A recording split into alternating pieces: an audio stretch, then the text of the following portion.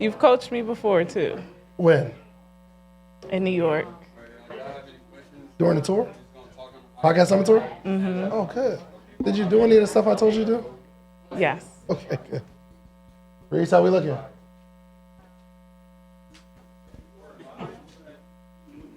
Well, it's showing live on Instagram. Okay.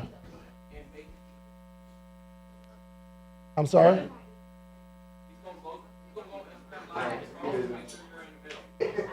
Okay. But YouTube, we're good, right? Sweet. Okay. All right, we're about to get this party started, y'all. I'm excited. You just gotta find, what do you mean? The link to where? Just go to YouTube. Go to my YouTube and you'll find it. You can share it. All right, let's get started. We ready? We good, Reese? Okay, we good? Yeah, I think we're good on Instagram, right? Okay. All right, let's get this party started. So, what's your name? Alexis. Alexis. Let's give Alexis a round of applause. Hey. Where you from? New York. You from New York? Okay. Yeah. All right, yeah. Come on, this is light work then. All right, so you're an entrepreneur. Yes? I am. Tell us about your business. So I have a math tutoring company called Elevated Numbers. We help middle school students become independent problem solvers who take control of their own education through our math tutoring programs. Oh, gotcha. Were you a teacher as well? Yes. Are you still a teacher? No, I just had my last year in the classroom. Oh, wow. So you retired? Or quit? I mean, Correct. you just quit. Yes. And now you're living solely off of tutoring? Yes. Is that your only source of income? It will be my only source of income. What does that mean? Meaning I just had a source of income and I'm no longer going to be in the classroom next So you year. just quit your job? Correct. Oh, so they pay you over the summer too? And you're just Correct. saying, I'm just not going back? Correct. Do they know you're not going back? Yes, they do. Okay. When did you tell them that? About a month ago. Oh, about a month ago? Yeah. And are you not going back because business is doing that well, or you just didn't want to go back?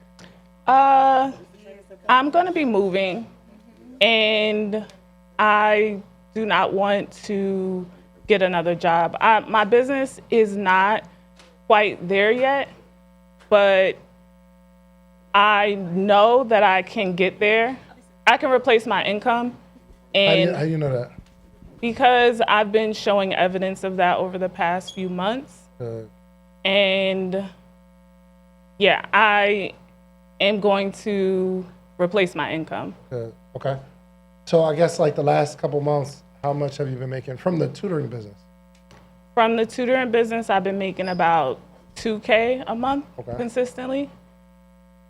And How many kids is that? Or what's your pricing? so my pricing for 4 months of tutoring, with, I could tell you about the offer because, Tell me the offer. okay. So 4 months of tutoring, you get 2 hours of tutoring a week, access to on-demand homework help. So you shot like courses. Yeah, so I have a curriculum and live sessions, so 2 one-hour live sessions with a certified math teacher.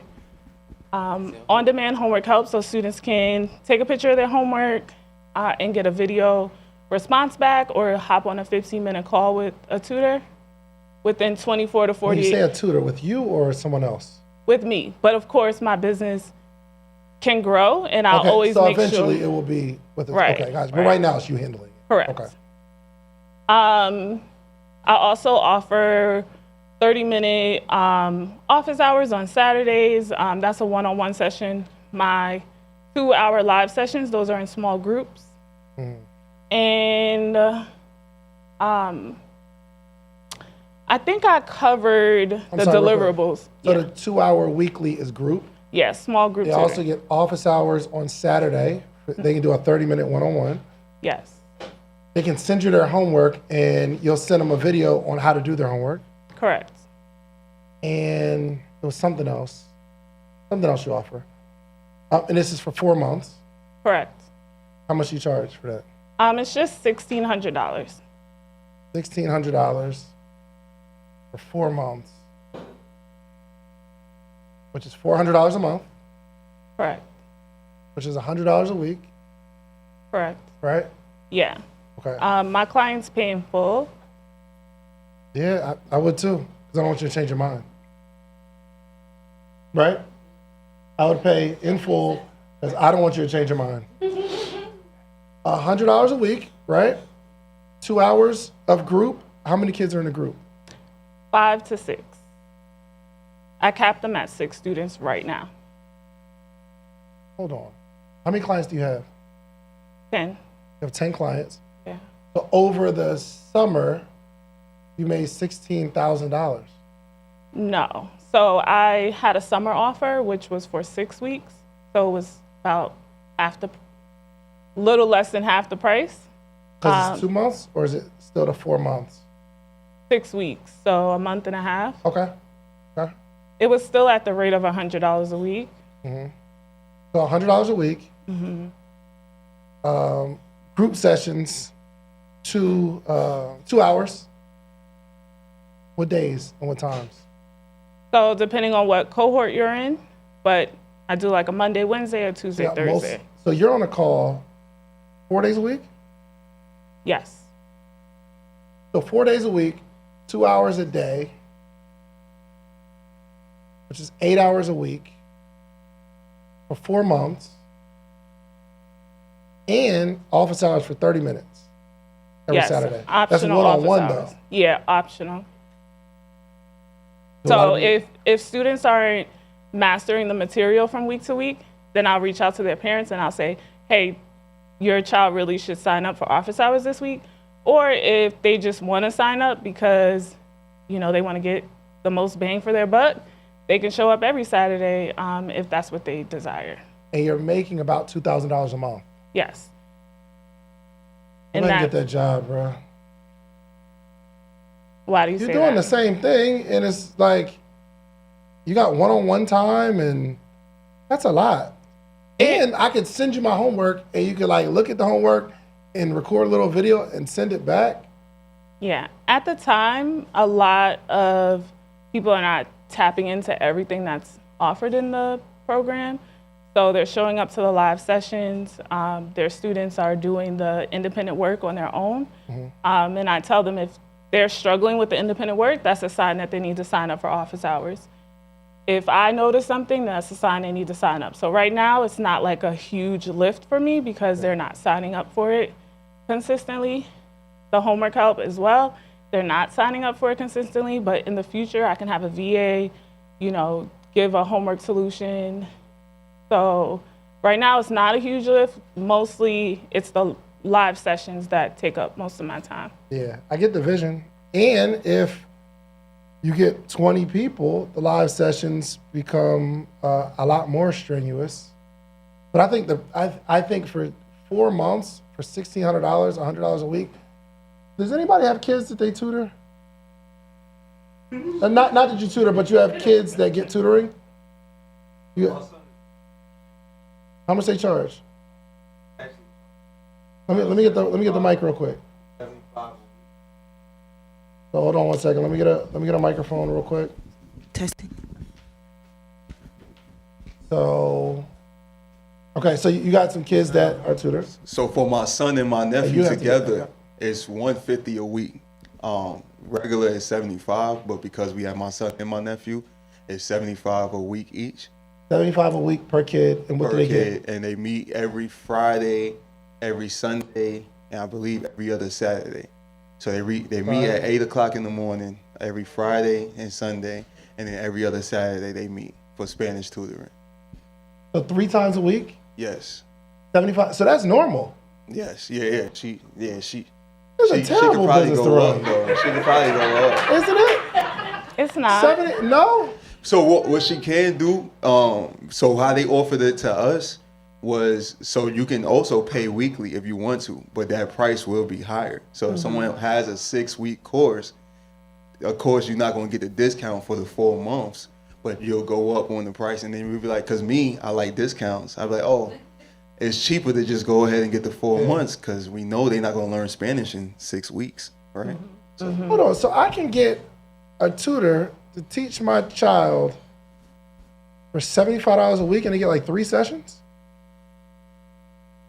You got 2 children. That's about 2 children. So one person, one kid is 100. One kid is 100. one kid is 100, 2 So you're on kids is track with 150. that. Do you know any tutors that make a lot of money? Yes, and it's because when you fill up the groups, then your hour's worth a lot more than, I get that. yeah. How do you get kids in? Right now I'm running Facebook ads, I'm posting on social media.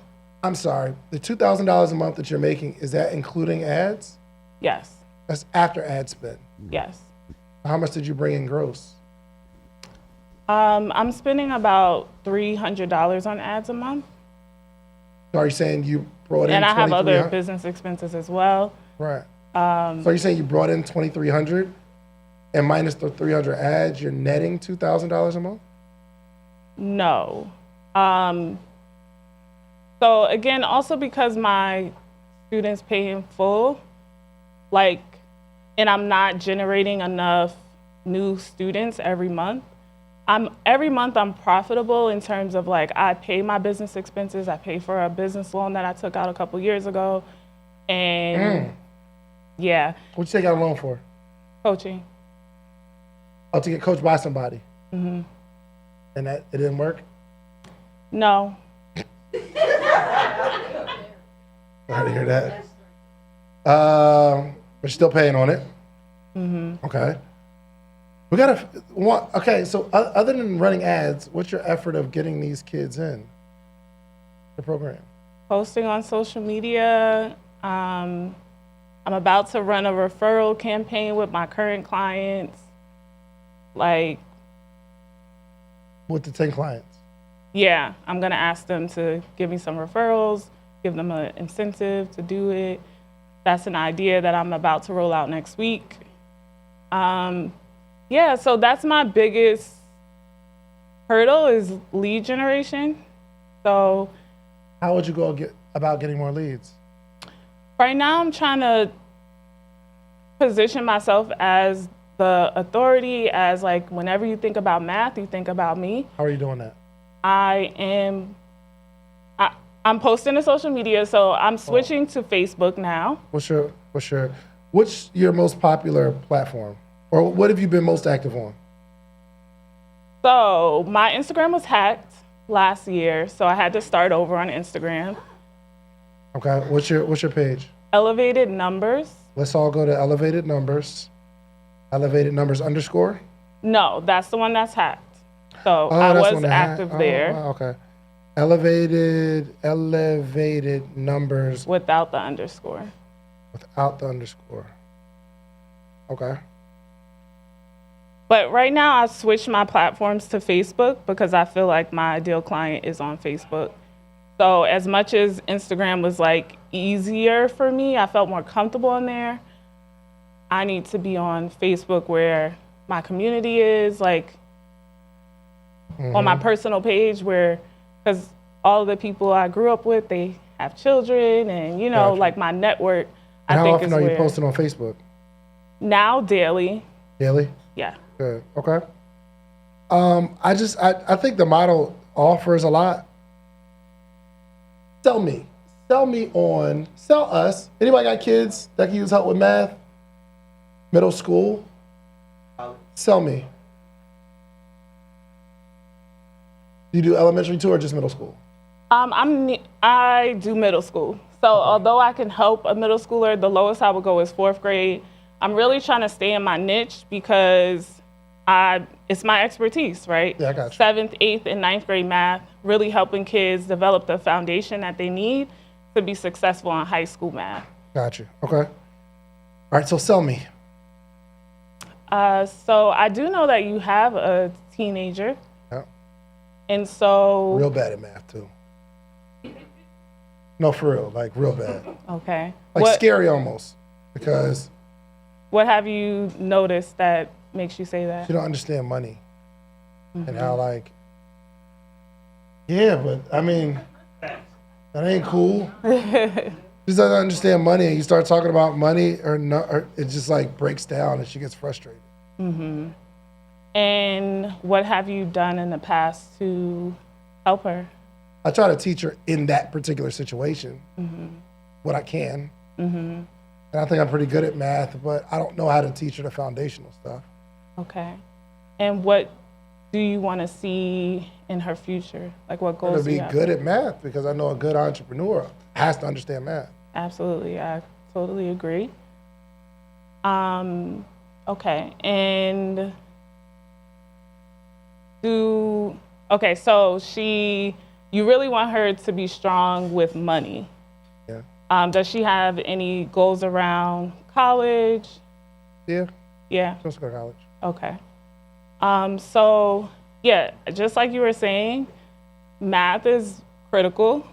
I just made a post the other day because I thought I could avoid writing when I was a kid. So this is why I started my company. I thought I could just avoid it, and I actually didn't write an essay, my college essay, and I got denied to my college, Howard University. Wow. I called them, they told me that they denied me because I didn't write a college essay. By that time I wrote it, I got accepted. But to me, that just speaks to a lot of kids today, they think they can avoid things. Like it's just like, they think it's only about school, but it's much bigger than that, like you already said. And so having a strong foundation in algebra is critical because it teaches you those problem solving skills like you mentioned, but also if she does desire to go to college, the SAT, the ACT, algebra is really the foundation of that test. So if they make it up to algebra, they can do well on the SAT.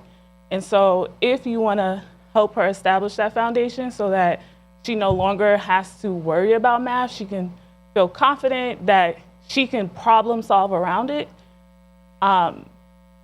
enrolling her in my program is definitely the right step for her at this time. How old is she again? 14. Yeah, it's definitely the right time because as they continue to get older, they start to develop this mindset that they can't do it. And I think around this time, this is why I niched down to 7th, 8th, 9th grade math. They can change it. Algebra 2, a whole If nother I'm being beast. honest, I don't care about her desires to go to college. Okay. But you care about her desires to be a problem solver. Not really. I don't want my kid to be dumb. Yeah. I don't. I want my kid to know math and not get cheated. Absolutely. I'm there with you. Do you see her do things like ask Siri for something for math? Okay. Using a calculator for basic My point math. is, I don't care about her desire to go to college. I care about me not having a child that doesn't know math. Mm-hmm. Which means if I'm asking you to sell me, you need to sell me on what I want, not what my kid wants. Because I don't care. Okay. Is that harsh? No. I don't want a dumb kid. Okay. You know what I mean? I don't want a kid that's gonna get cheated out. She doesn't understand how important it is, but I understand how important it is. Mm-hmm. And I think what you were just trying to do is get me to translate to her how important she should think it is. Mm. But who's the one paying you? Me or her? You. Which means you need to speak to why I need to not have a dumb child. Right. You understand? Mm-hmm. And don't be timid about it. So and what is that? I think the goal is to find out what is that worth to me. Mm. I was shocked they get all that for $100. What does that tell you? When I think, wow, you get all that for $100 a week? Or $1,600 for 4 months? Better than private school. Way cheaper, and you get a lot of personal time. Mm-hmm. What does that tell you? That tells me it's a no-brainer. It's a no-brainer. Once I know how to deliver the value of it. Yes. But an average, yes. You got the other mic? But an average tutor, I think, is going to talk about the importance of math, which is why they don't make much money. People pay for value. So if you are offering me value, I'll pay for it. The more value, the more I'll pay. What if you're talking to me, an entrepreneur, and I want my child, obviously, to be an entrepreneur because I think it's the most amazing thing in the world, and it's the best way to bring some money in the house, so I ain't got to pay all our bills. So what would you say to me? We need to teach her math. She can bring some money in this house. Yeah. You want a rock star entrepreneur like yourself, right? How much have you invested in yourself, David? And I'd say at least 100,000. And what did that get you? It got me to understand business and make money. Well, what if your daughter understood what you understood about business? Seems like an investment to me because I don't care about the math and I don't really care about anything that happens in school because I don't even like the idea of school. And if she wasn't so old, 14, she wouldn't be going to school. My little kids aren't going to school because I'm just going to get a tutor that's going to like tutor my child. And I'm probably going to pay them a lot more than you because I need that care. So because my price point is my price point, do you see it as less valuable? I don't see it as less valuable, but I just see it's going to be really, really difficult for you to scale it because I think you're offering more than you need to. To get the result, if we have a bunch of videos that we shot that's answering all the questions anyway, and if they're struggling with a math problem, you could record a little joint on your phone, oh, this is how you do it, and send it over. I'm not doing one-on-one office hours unless you pay for that. Because if this course and the fact that I'm giving you videos of your homework and this 2-hour group thing isn't enough, well, I got to charge you for the other one. Without that one-on-one, I didn't, that's not the thing that put me over the edge. You just didn't sell the value of it. Yeah. And the reason why I offer those different things is because I really care about the result. So right now the way it's working is everyone's not signing up for it, which is ideally how it should stay, but I'm not marketing it that way, but it's for me to ensure that they get the result that they're looking for. Yeah, but sometimes too much is overwhelming. Okay. And I'll say no because I don't understand. But if there is a standard call, a group call on this day, even if you did the 2 hours, 3 days a week, and they just got to pick one. We're not catering to, you can't cater to each client's schedule. You just can't do that. You have these days, Monday, Wednesday, Friday, whatever. These are the 2 hours. We're on there answering whatever questions you need. If you're stuck on something, you could send it to me and I'll shoot a little video between these particular hours. But if you need one-on-one, you got to pay me for that. And I'm the type of person that the video don't work, I'm going to pay you, meaning you're getting more from me than you originally asked me for. Because I'm just signing. If they're not signing up anyway, you might as well just take it off the menu and charge for it. For those people that want to pay for it, they'll pay for it. Okay. But one of the problems is you're not promoting the business. You can't rely on ads and Instagram posts to build a business. It doesn't work that way. You really need to go out there and. Did you talk to some people today? I did. Okay. We told. She told y'all she's a tutor, right? Did she sell you? No. Did she even ask if you had kids? Nah. That's my question. If I'm talking to somebody that's an entrepreneur, you struggling in your business, oh, I got this group. Morning Meetup. You need to start a podcast? I got this program. You in the Morning Meetup. Find out if they got kids. And that needs to be the conversation. Most of the issue, guys, is we're just not promoting the business. Raise your hand if that's the problem, if you think about it. I think it's another problem that she might. Go for it. So I feel like, two problems. I don't think you know how to close. Because he asked you certain questions and you could have closed them right there. He told you the answer. But I don't want to overwhelm her with like closing and sales strategy. I got that. I think what would take care of itself is just asking people to buy your stuff. Going with an intention. Make sense? Going with an intention. I went out to Cannes, France, and it's a meeting of all the marketers for major companies, and they're sponsored. My goal was to go get a sponsorship. So I'm talking about all the stuff that y'all do. Who else should be sponsoring? Oh, I got this thing too. That's my goal. That's my objective. That's what I want you to do. I'm gonna let you go, okay? But before the night's over, I need you to ask 5 people if they got kids, and if they got kids, I want you to ask them to buy your program. Okay. Okay? And can I ask you I have a algebra skills screener that I'd love to offer your daughter to take so we could really see where her pain points are. And Good now.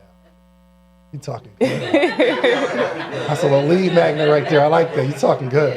yeah, because I definitely resonate with what you said about, just being ready for life, right? The math that life is going to swing at her. Sure. And so, yeah, I'd love to start there and see if I do can it. help. So Hey, Kay, let's connect with her. Let's get her with Corey. All right, thank you. Thank you. Round of applause.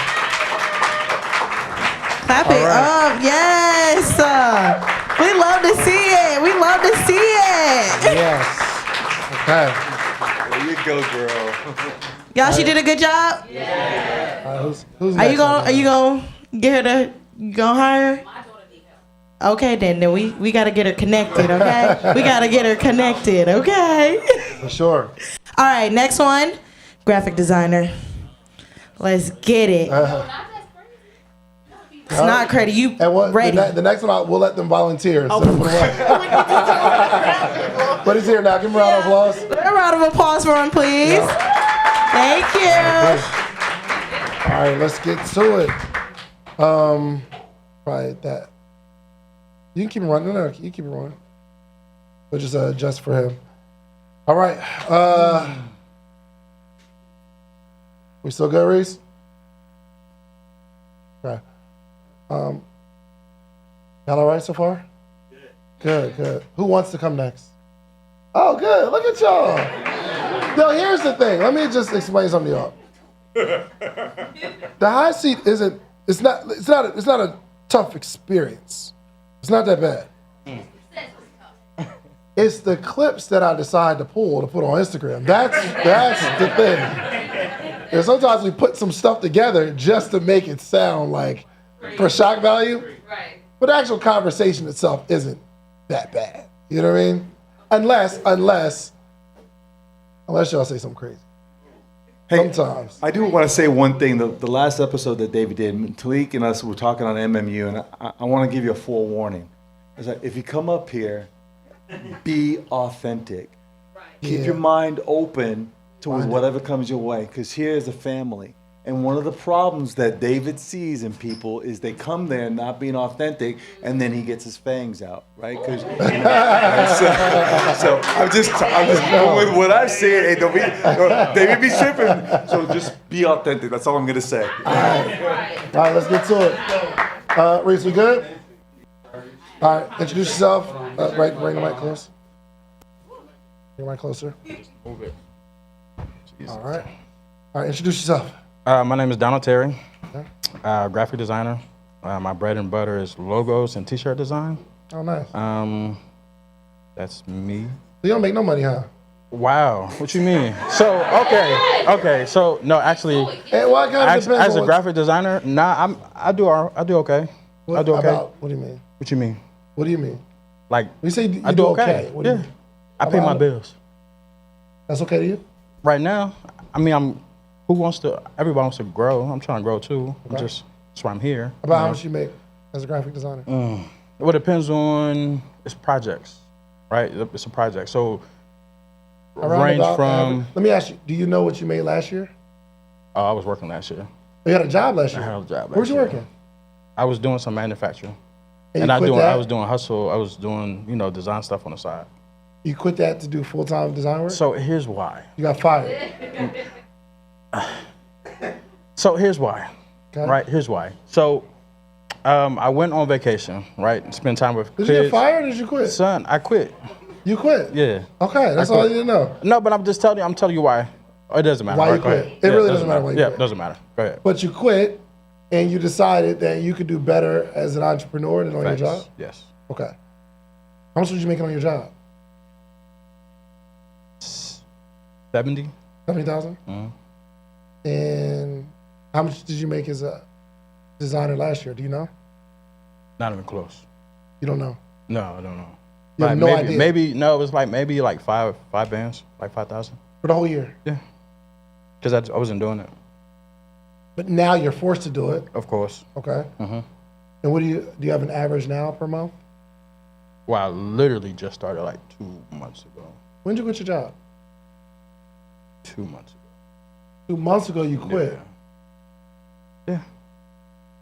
You quit a job making $70,000 because you think this business that you made $5,000 last year, you're just gonna turn up and make it happen? Well, so here's why, right? So my history, during when Black Lives Matter was popping, I did really well. Yeah. I did really well. But I had a family at the time, and You had a I family was at nervous. the time? Yeah, I don't have it anymore. Like I'm divorced. Ah. My family's fine. When'd you get divorced? When did I get a divorce? 6 years ago. 6 years ago? Yeah.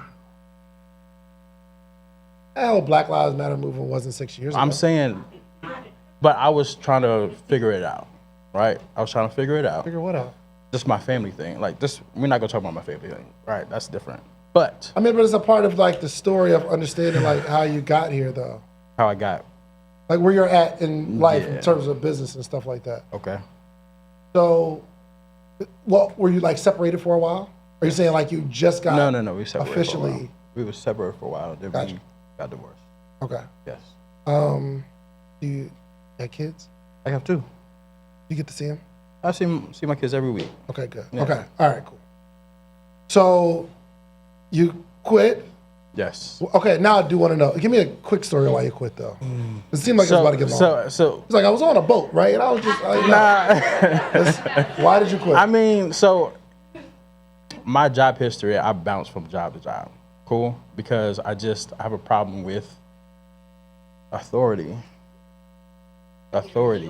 So because I know how to control my tongue for real, right? So when somebody says something that I think I'm not gonna say crazy, but crazy, I ask questions, and they don't like when I ask questions. So I get myself in trouble a lot at the time. So I just Oh, so it was like you're fired or you quit type thing. Basically. Like, okay. yeah, Either way, Either today way, is your last day. of course. Either Right? way, yeah. That's how it was, okay. Yeah. So you live by yourself? Yes. Well, not really. Me and my brother. So look, it's a situation. Yes okay? or no? Brother, you live by yourself or you don't? Like, No, there's I do not. Like, come on. Come I'm on. just trying to understand because it's like like you don't ever kind of live with somebody. So, So yes, you and your I brother do. are roommates. Huh? You and your brother I are do. roommates. No, I don't have no situation. You and your brother are roommates, Yes. right? Right. Okay, y'all go half on the rent. Yes. Does he pay most of the rent? No. Y'all go half. We go half. Are you nervous? Very much so. I'm like Miss Lady. I was not expecting to be up here. Yeah. At all. But I'm talking about your situation. Are you nervous like you won't be able to pay your half of the rent? No, I'm fine. How much is y'all rent? $225. What? 25. Oh, $2,500. Yeah. That'd be a lot of answers you don't know the answer to. Kinda. It's 25. You know what I mean? I promise you, it's 25. Okay, all right. So $2,500. You know, you just got to make about $1,250 every month, and you're good. Right. Well, I try to make the whole joint so I can just like put it to the side. Gotcha. Okay. All right. So when you quit / fired job thing, Yeah. when you left, what did you decide to do? I traveled. I'm gonna go see family and spend time with my kids.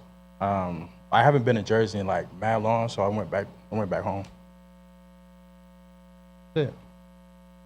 So you lose your source of income, and you decide to travel and go back home and Yeah. kick it with your friends? I went to go see my family, not friends. I saw my family. That was important. I haven't been home in 8 years, so yeah, I had to. Okay. I had the freedom to.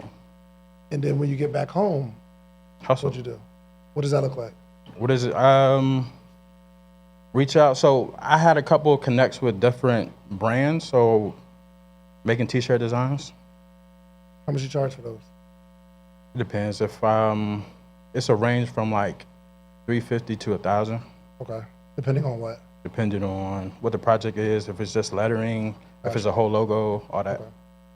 And how do you get these clients? Just like your network of people. I would just word of mouth. Gotcha. Yeah. How long does it take you to make one of like the more complex design? 2 weeks, 2 weeks to a month for real. Depends on how intricate like the client is. Yeah. You know. Is that if you have multiple clients, or you kind of got to lock in on one? No, get I the can creative? multitask. Okay, gotcha. Yeah. So you're not making much money as a graphic right designer. now. Is your plan to make money as a graphic designer, or are you looking for another job? So no, I'm not. I'm not looking for another job Why not? because I don't like asking permission to do what I want to do. So if I can lock in, get my ducks in a row, I don't have to ask, and I can still make bread. Well, you still got to ask somebody. You have to ask the client if they're going to pay you. What you mean? They come to me. You think that's just going to last forever? No, I mean you're trying to build a business, like Yeah, but even if they come to you, you got to ask them for some money. Of course, It's not like they just throw money at you. I wish. It'd be nice, Yeah. but you still have to ask someone. That's my challenge sometimes with the mindset of, I don't want to get a job because I don't want to ask anybody.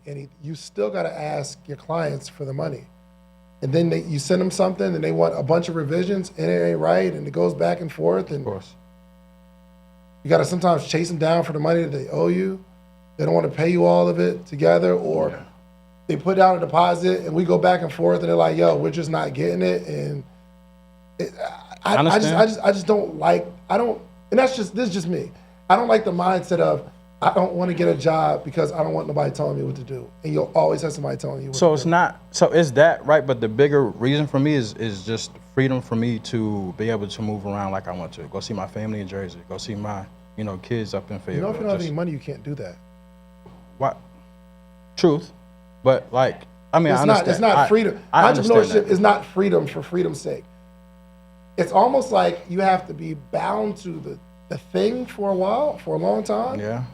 Until you get to a point where you have enough money and you can like earn the freedom.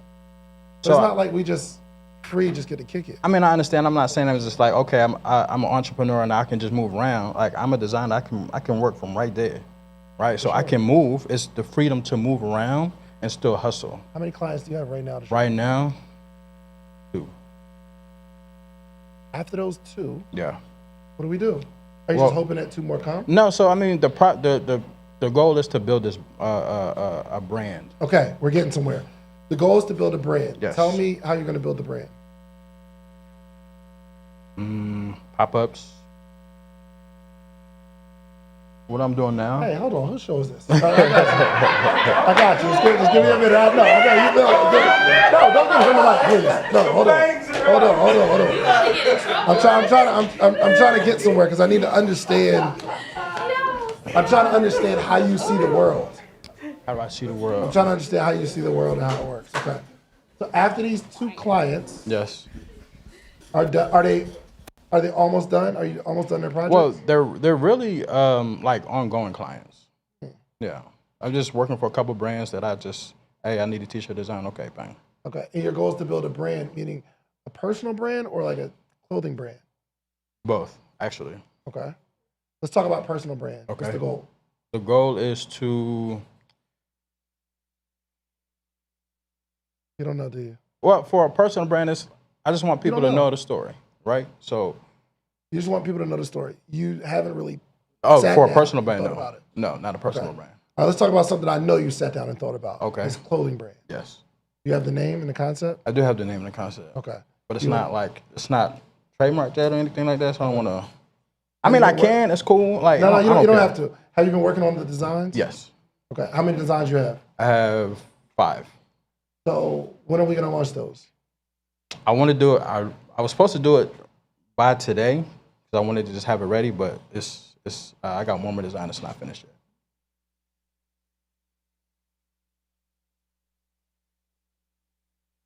It was supposed to be done today. Yes. I wanted to have it done for today, but I didn't. I wasn't quite finished with the last design. I didn't like it too much, so I didn't. No. Okay. I'm sorry. My question was, when is the brand gonna be ready? Like for The you to- brand is gonna be ready to push. I give myself a month for real. from when? Or how long have you been building the I really just got the idea probably 2 weeks ago. all right, so I understand the issue. What's my issue? I think the issue is I mean, it's pretty tough. I can show you. no, I have no doubt the design is good. The problem is you don't have a direction. Okay. So you got fired 2 months ago, and you want to build this personal brand, but you haven't really thought about it. Now the personal You brand just came up with this idea Yeah. 2 weeks ago Yeah. to build a t-shirt brand. Right. You Well, don't this really one. have a strategy on building a design agency. It's like you're just wavering. Well, I don't really want to. I don't really want to build an agency. My You goal don't is. really want to do anything. Nah, that's not true. Just think about this. I said, what's the goal? You said to build a brand. I said a personal brand or a clothing brand. You said both. I said, okay, Yeah. cool. At the end of the goal. Go ahead. sorry. Personal brand.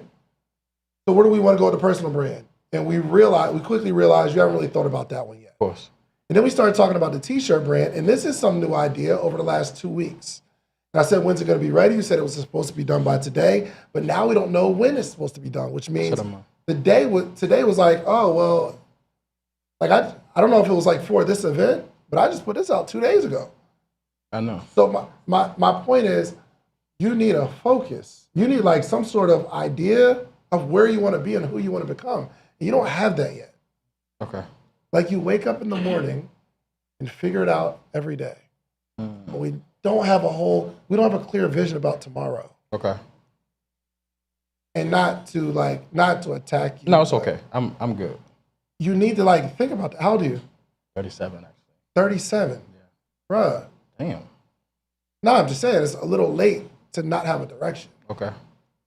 My daughter's 14. I asked her, what do you want to do? Says, I want to go to college. Where do you want to go to college? I don't know yet. What do you want to study? I don't know yet. That's okay, because she's 14. But I gave you the same line of questioning, and you're giving me the same answer at 37. And if you had an opportunity to just lock in on one, lock in isn't work. Sometimes lock in is, what do I want to become? And what can I like move towards? Everything you do should move towards the vision of who you want to become. But every day you're waking up, either taking care of the clients that you got, hoping that there's some sort of referral, or if there's another idea, I'm just going to go after that. 2 weeks ago, clothing brand, that's it. But we already know that we have commitment issues, right? Because we're not keeping a job. I don't know what happened with you and your spouse and all that kind of stuff. That's just a whole nother conversation. But at 37, it's getting a little old, don't you think? Okay. To be this way. You understand? Understand. I hear you. And 100%. I'm saying that out of love. And I promise you I'm okay. Because when I started working at the Cheesecake Factory, I was 22, 23, something like that. And I had realized that up until this point, I never kept a job past 10 months. Okay. So I was before Cheesecake Factory, I worked at Olive Garden. I was there for 10 months.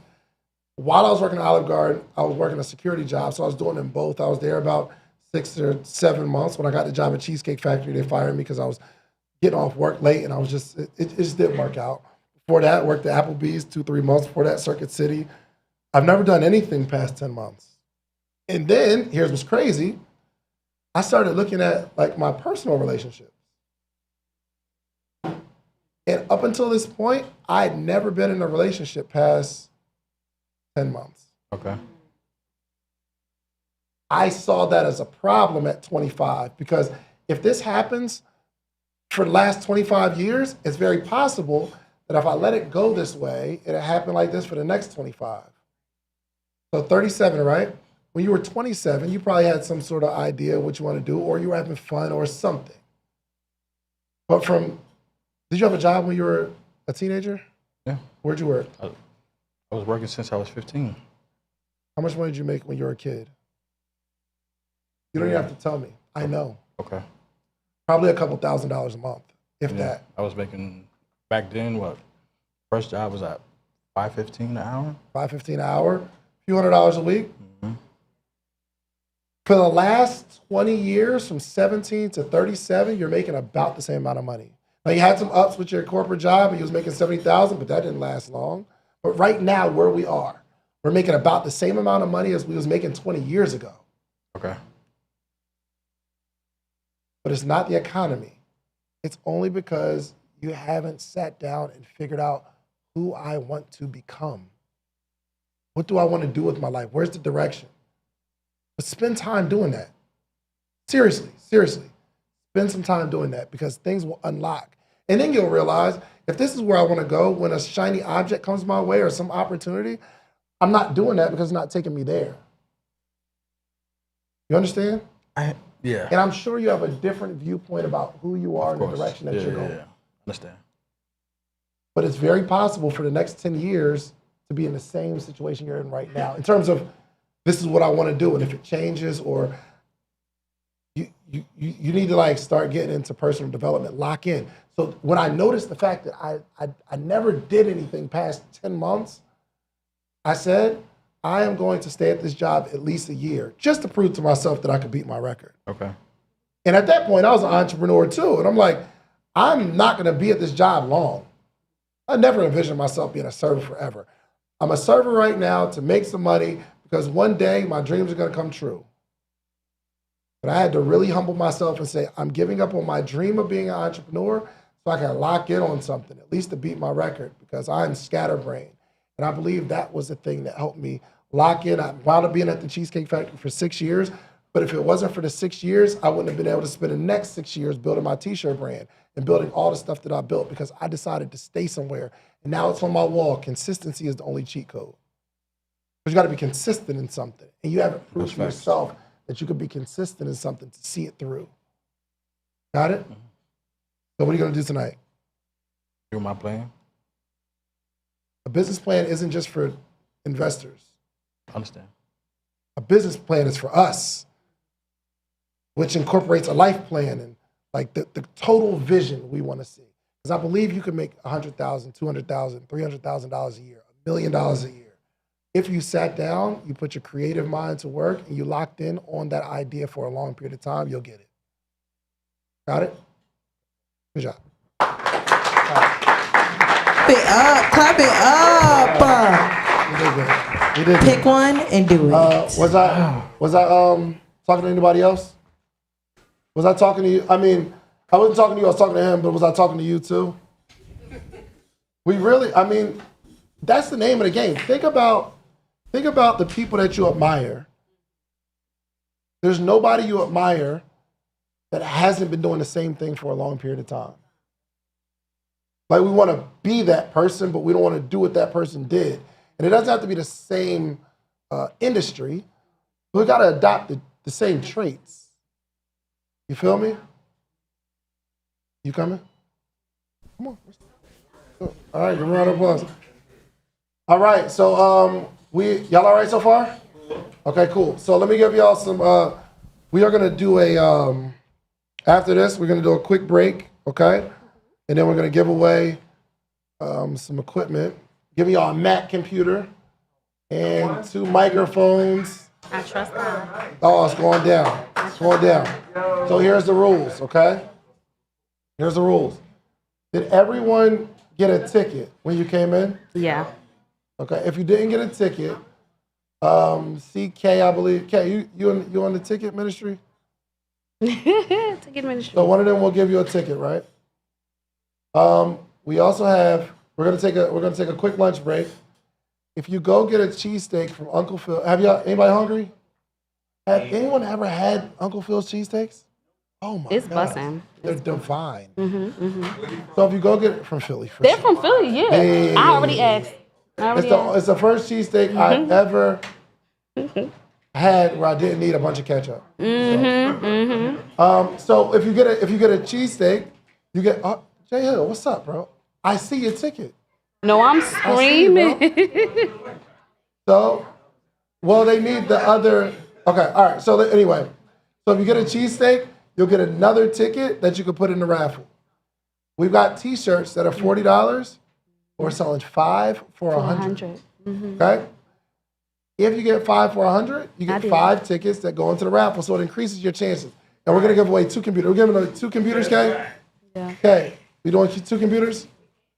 We're gonna I do know 2 that's right. computers, 2 setups. So we'll do one after this. We'll take a little break. Y'all can get some merch. Y'all get some cheesesteaks. And then y'all can meet your family members. Then we'll jump back, okay? Right. All right, y'all good? All right, let's get to it. Hi. Hey, How are you? I am awesome. How are you? I'm blessed and highly favored. Thank Yes, you. you are. Pull your mic a little closer. Okay. And Zell, let me make sure, this mic, this camera is positioned right. Thank you. Let's do it. All right, cool. Okay, so introduce yourself. Hello. My name is Sabria, the fairy brand mother. I build brands that stay in demand and I bring vision to life. You build brands that stay in demand. Yep. And you bring visions to life. Okay. And do. All right, and do.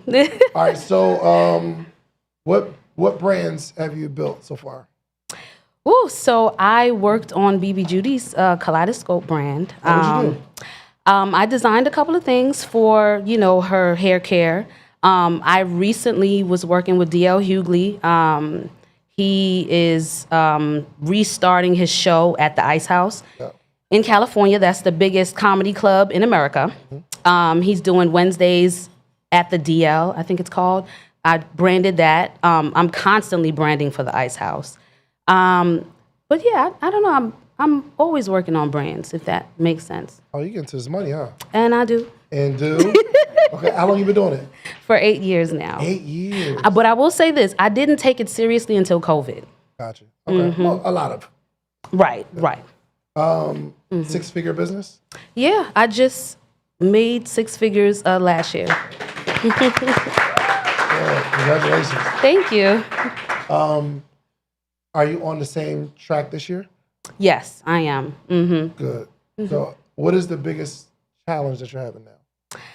Honestly, I've gotten too comfortable being behind the scenes. And I know if I show up more for myself, I would do better. So my biggest challenge right now is really showing up for myself. I have my own products. I have things that I should be promoting, but I spend so much time building other people's brands that I forget about myself. And I'm constantly like, God will give me the opportunities. And he's like, I gave you the gifts. I'm lost. What are you asking for? Yeah. So that's my biggest challenge. Do you have to? Okay, so why do you want to build your own brand? Just out of curiosity. Well, I already have. I am the fairy brand mother, and that does stand alone. I really don't know. I just don't know. I think too much. I think entirely too much. You think you've been influenced by social media? Believe it or not, come out your own products and build your own stuff.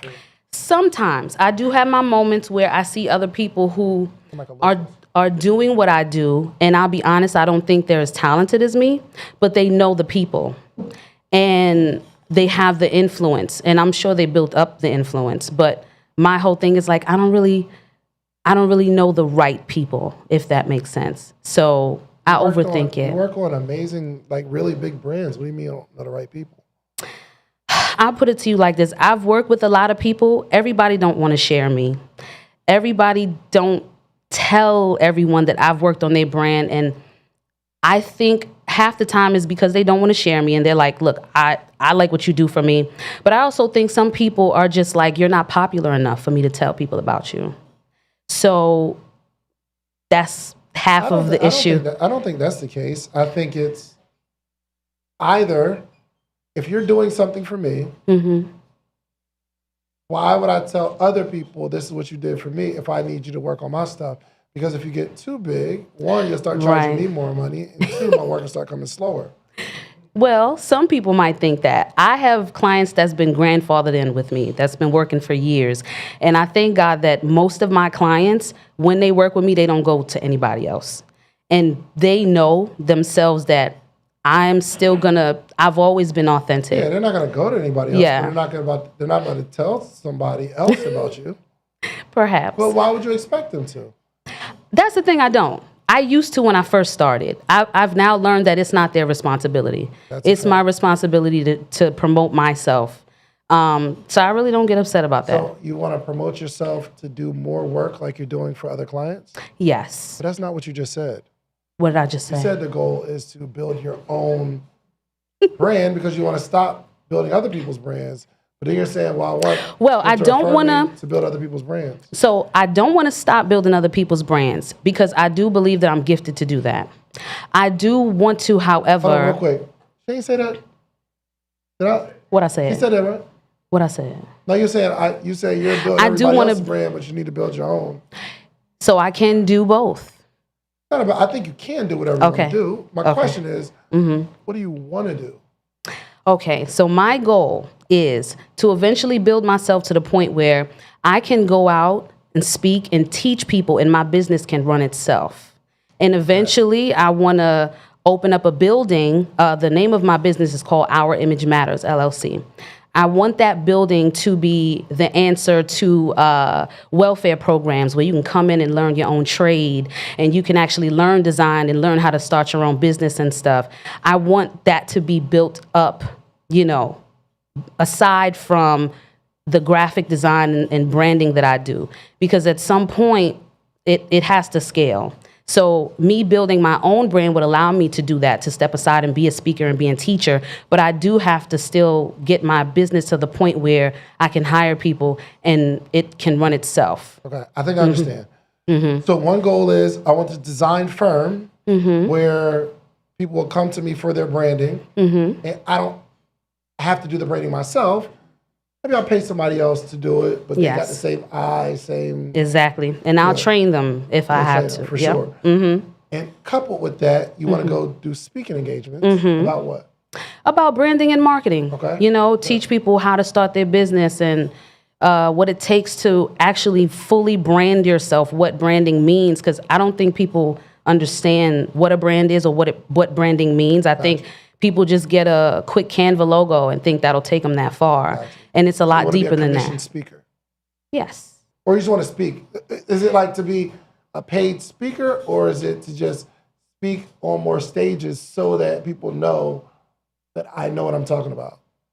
I have to do that first in order to get myself to the position to be paid. Okay, but the objective is to be a paid speaker. Yes. Okay, good. And then the third part of that is teaching. Is it poor people businesses? I No. don't know where I got that from. What did you say something about So, a shelter or a welfare? so okay. welfare? So here's why I said that. So I started my business in a homeless shelter. Yeah. And my drive, my passion has been to provide solutions for people like that. When I was in there, I'm from New York, and I don't know if it's the same thing in every city, but they make you go to this program called the Back to Work program, where you sit around and pretend like you're looking for a job. That is the most frustrating thing in the world, especially when you have a degree and you shouldn't be there. They did not have solutions for people who actually had credentials. They said, you can be a chef, go work in retail. We don't want to do that. So I said, I think I need to build a company that allows for people like that to have a real answer and not just show up to some rinky-dink building like that and stay stuck. Got it. Okay. You know, You're going to do all three of those things. is Okay. What are we doing right now? right now I am branding people. I am now in the process of revamping my own business suite as far as like my services, what I want to offer, because I'm realizing more people are coming to me for full packages. So I am You figuring do out. the whole package yourself? Yes, from beginning to end, whether you're just starting, whether you're established and you want to rebrand from the logo to the website to the billboards, I do it all. How much do you charge for, let's say, a logo? They start at $150, between $150 to $500. It depends on how intricate it is. My turnaround time is 2 business days. If it's extremely intricate, it may take up to 5. Okay. So between Mm-hmm. 150 150 to 500. and 500. Mm-hmm. I'm gonna ask another design. Are you good at it? I'm excellent. Just look at my page. Go to our page. Tell them your page. The Fairy Grandmother on Instagram. Hold on real quick. And my Hold on real website. quick. Oh. Yo, bro. Yo. What up? Hey, you're live on the hot seat. Yo, I was just getting ready to tell you to hit me, bro. I'm listening. All right, listen. All right, so real quick. How much do you charge for a logo? 5,000. Ooh, let me write that How much you down charge? because between 150 and 500. Yo, I think my For first. Go ahead. Yep, Go ahead. just for a logo is $5K, and if you want full branding, it's $10K. Now that makes sense for sure. I think my they first both make sense. invoice from this man was 10,000, and I almost couldn't believe it. I was like 10,000, Okay. but he was so good at it. Right. He actually made the Hot Seat logo. I love He made it. the Morning Meetup logo. I love He made it. the Creators Clubhouse logo. I love He it. made Donnie's actual CEO logo, right? Okay. Yep, full transparency. Yep, I love it. growing pains. He's good. I've seen the logos. So I'm playing myself. $150. Yes. Fox, what's the difference? It's just whatever you tell them. Whatever you tell. I mean, it's several differences, but the main Touche. thing is whatever you tell them. You first have to. You got to increase your prices right away. I would at least go to 500. People have been telling me that for a while now. And you'll start to think of ways that your value can match that price point. So Mm-hmm. you'll say, okay, so if I want to charge $1,000 a minimum per logo, Mm-hmm. how can I make that enticing to who I want to speak to? Right. So your mind will go into overdrive, and you'll say, okay, well, I can include this, I can include that. Mm-hmm. I mean, they give her my information, man, because I could talk about this for like I an would hour. love to. I got you. Fox, I appreciate it, man. Well, he don't have Instagram, so what is your... How do people get in touch with you? He don't even got no He don't even have an Instagram account. They don't. But yeah, send her my information, give her my email, my phone number. We'll look it up. I got Okay. you. Appreciate you, Fox. All right, Mr. Fox. All right. And you know what? This is confirmation. Ain't it? Another reason why I said I'm revamping, because quite a few of my clients have been cussing me out because they think I'm charging too low. Yeah. They've been telling me that, and I guess it's just Hold it's on. just Which me. one of your clients told you that you need to charge them more? So, you ever heard of Penny Toller? She was in the WNBA. She's one of my clients and now a great friend. She runs the Ice House now. She constantly tells me I'm charging too low. Hold on. So she just runs the Ice House. Yeah, now she does. Yeah. Mhm. So she wouldn't be the one paying you for the design She work does pay me. out of her own pocket? Mm-hmm. Or Yeah. DL's, that's DL's company, right? No, so the Ice House is standalone from DL. He is a comedian that comes in and has his show I see. there. Okay. Mm-hmm. So they're saying, I don't like this invoice. You need to make it more. Do you make it more? Yeah, I do. How much more? I guess it all depends. So recently they asked me to make I make commercials too. I design videos. I did the video, the background screen for DL or whatever, and they asked me for multiple changes, right? So initially the invoice was about $800. I increased it. I know. I did increase it to about. Are you good at this? You can look at my stuff. Okay. You can look at it. Have y'all seen the page? Yeah. Okay, what is the page? The Fairy Brand Mother. Like THE? Then Fairy. Fairy, FAIRY. IRY. Brand, BRAND. Fairy Brand Mother. And my name is Sabria on there. Y'all see it? Mm-hmm. Speak Easy Experience. Okay. Mm-hmm. You made this with a little fist on it? Yeah. That's nothing. That's pretty cool. But thank you. Why is the only logo I really see is the Speak Easy joint? Well, that's at the highest on the page. You can keep scrolling. Why is it so many though? The speakeasy on the page. I'm sorry. Did you design the Speak Easy Yes. logo? Yeah, I branded the whole. So it was a conference in Did you Philly. make money from this brunch that they doing? Yes, I also was a speaker on the speakeasy. You're a in speaker Philly. or a promoter? So I branded it, and then she also asked me to speak on her platform. And how much did you charge to speak on the platform? Just $1,500. It was for 30 minutes. Did that include branding work, or is it The just branding was standalone? separate. Okay. Yeah, she been booked me for that. Yeah. How much did you charge for the logo? The logo was $200. The only reason she gave you that $1,500 is because she probably felt bad. Maybe. The speaking. Mm-hmm. Okay. What you say? All right. What you say? For one. Yeah. Okay, a little book design, a little art. What's that? Art, This is another that's book I fire. wanted to give you. Thank That's you. hard. Thank you. Yo, so you know what? When you make, when y'all come up with a price, Mm-hmm. the price that you come up with Mm-hmm. isn't based on the product, typically. typically the price is based on what you think about yourself. Touche. I think. Like, Yeah. I think it's like your own You're right. value. You're right. Because you wouldn't charge $200 unless you thought you were worth $200. Fair enough. I can't argue with that. So what are we going to do about that? Change my prices. So what? Listen, hold on. Yeah, they're like, yeah. Of course they're not about to promote you to nobody. Listen, if you weren't charging me, I'd be your client forever. And I'm not about to tell nobody else about you. No doubt. Because then you might mess around and start knowing your value or something. Fair enough. I don't want that to happen. I need Fair somebody enough. that don't know their value, and I need you to. No? Nah, not yet. All right, so let me tell you about the hot seat that's coming out. That's Avion. Hey, Avion. Hey, girl. So, just a spoiler alert, so make sure you see it when you watch it. Don't put me on. She sat here and was telling me that she does like the branding and all the stuff for like social media, and she puts like 15 posts a day. Hold on, is that Smitty? Nah, you gotta leave, because he's gonna try to take it from me. All right, so she's posts like 15 joints a day on a page. On this page, she was charging them a couple $1,000s or whatever. But in addition to that, she was working at a gym at the front desk, making essentially $10 an hour. Okay. Or $1,000 a month. Right. And I told her on the hot seat, Okay. call them and tell them you quit. I'll pay you that. Fair enough. And I said, just so y'all don't clap. Because I told her, hey, I just want you to know I'm taking advantage of you.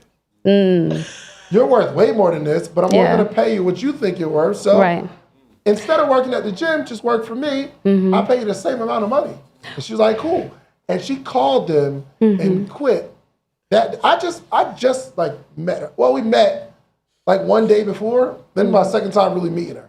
And she quit, and she been here all week. I met her last year, too. No. That is a clap. Right. There's a clap, though. There's a clap. Well, let me say this. Let me say this, right? Well, too, I just met her last year, too, at another event. But I will say this. This is how I got to my 100K last year. And another reason why I'm getting my life together. I landed a client on a 80K retainer for the year. Nice. Okay? And that's just one client. I have tons of clients that always come back to me. So I'm sorry, real quick. How much did you make last year? 125. And 80 of that was one client. That was one And client. the other 40 was just like nickel and diamond. Gotcha. Yeah. Okay. I have made 70K on my own prior to that. But of course it fluctuates.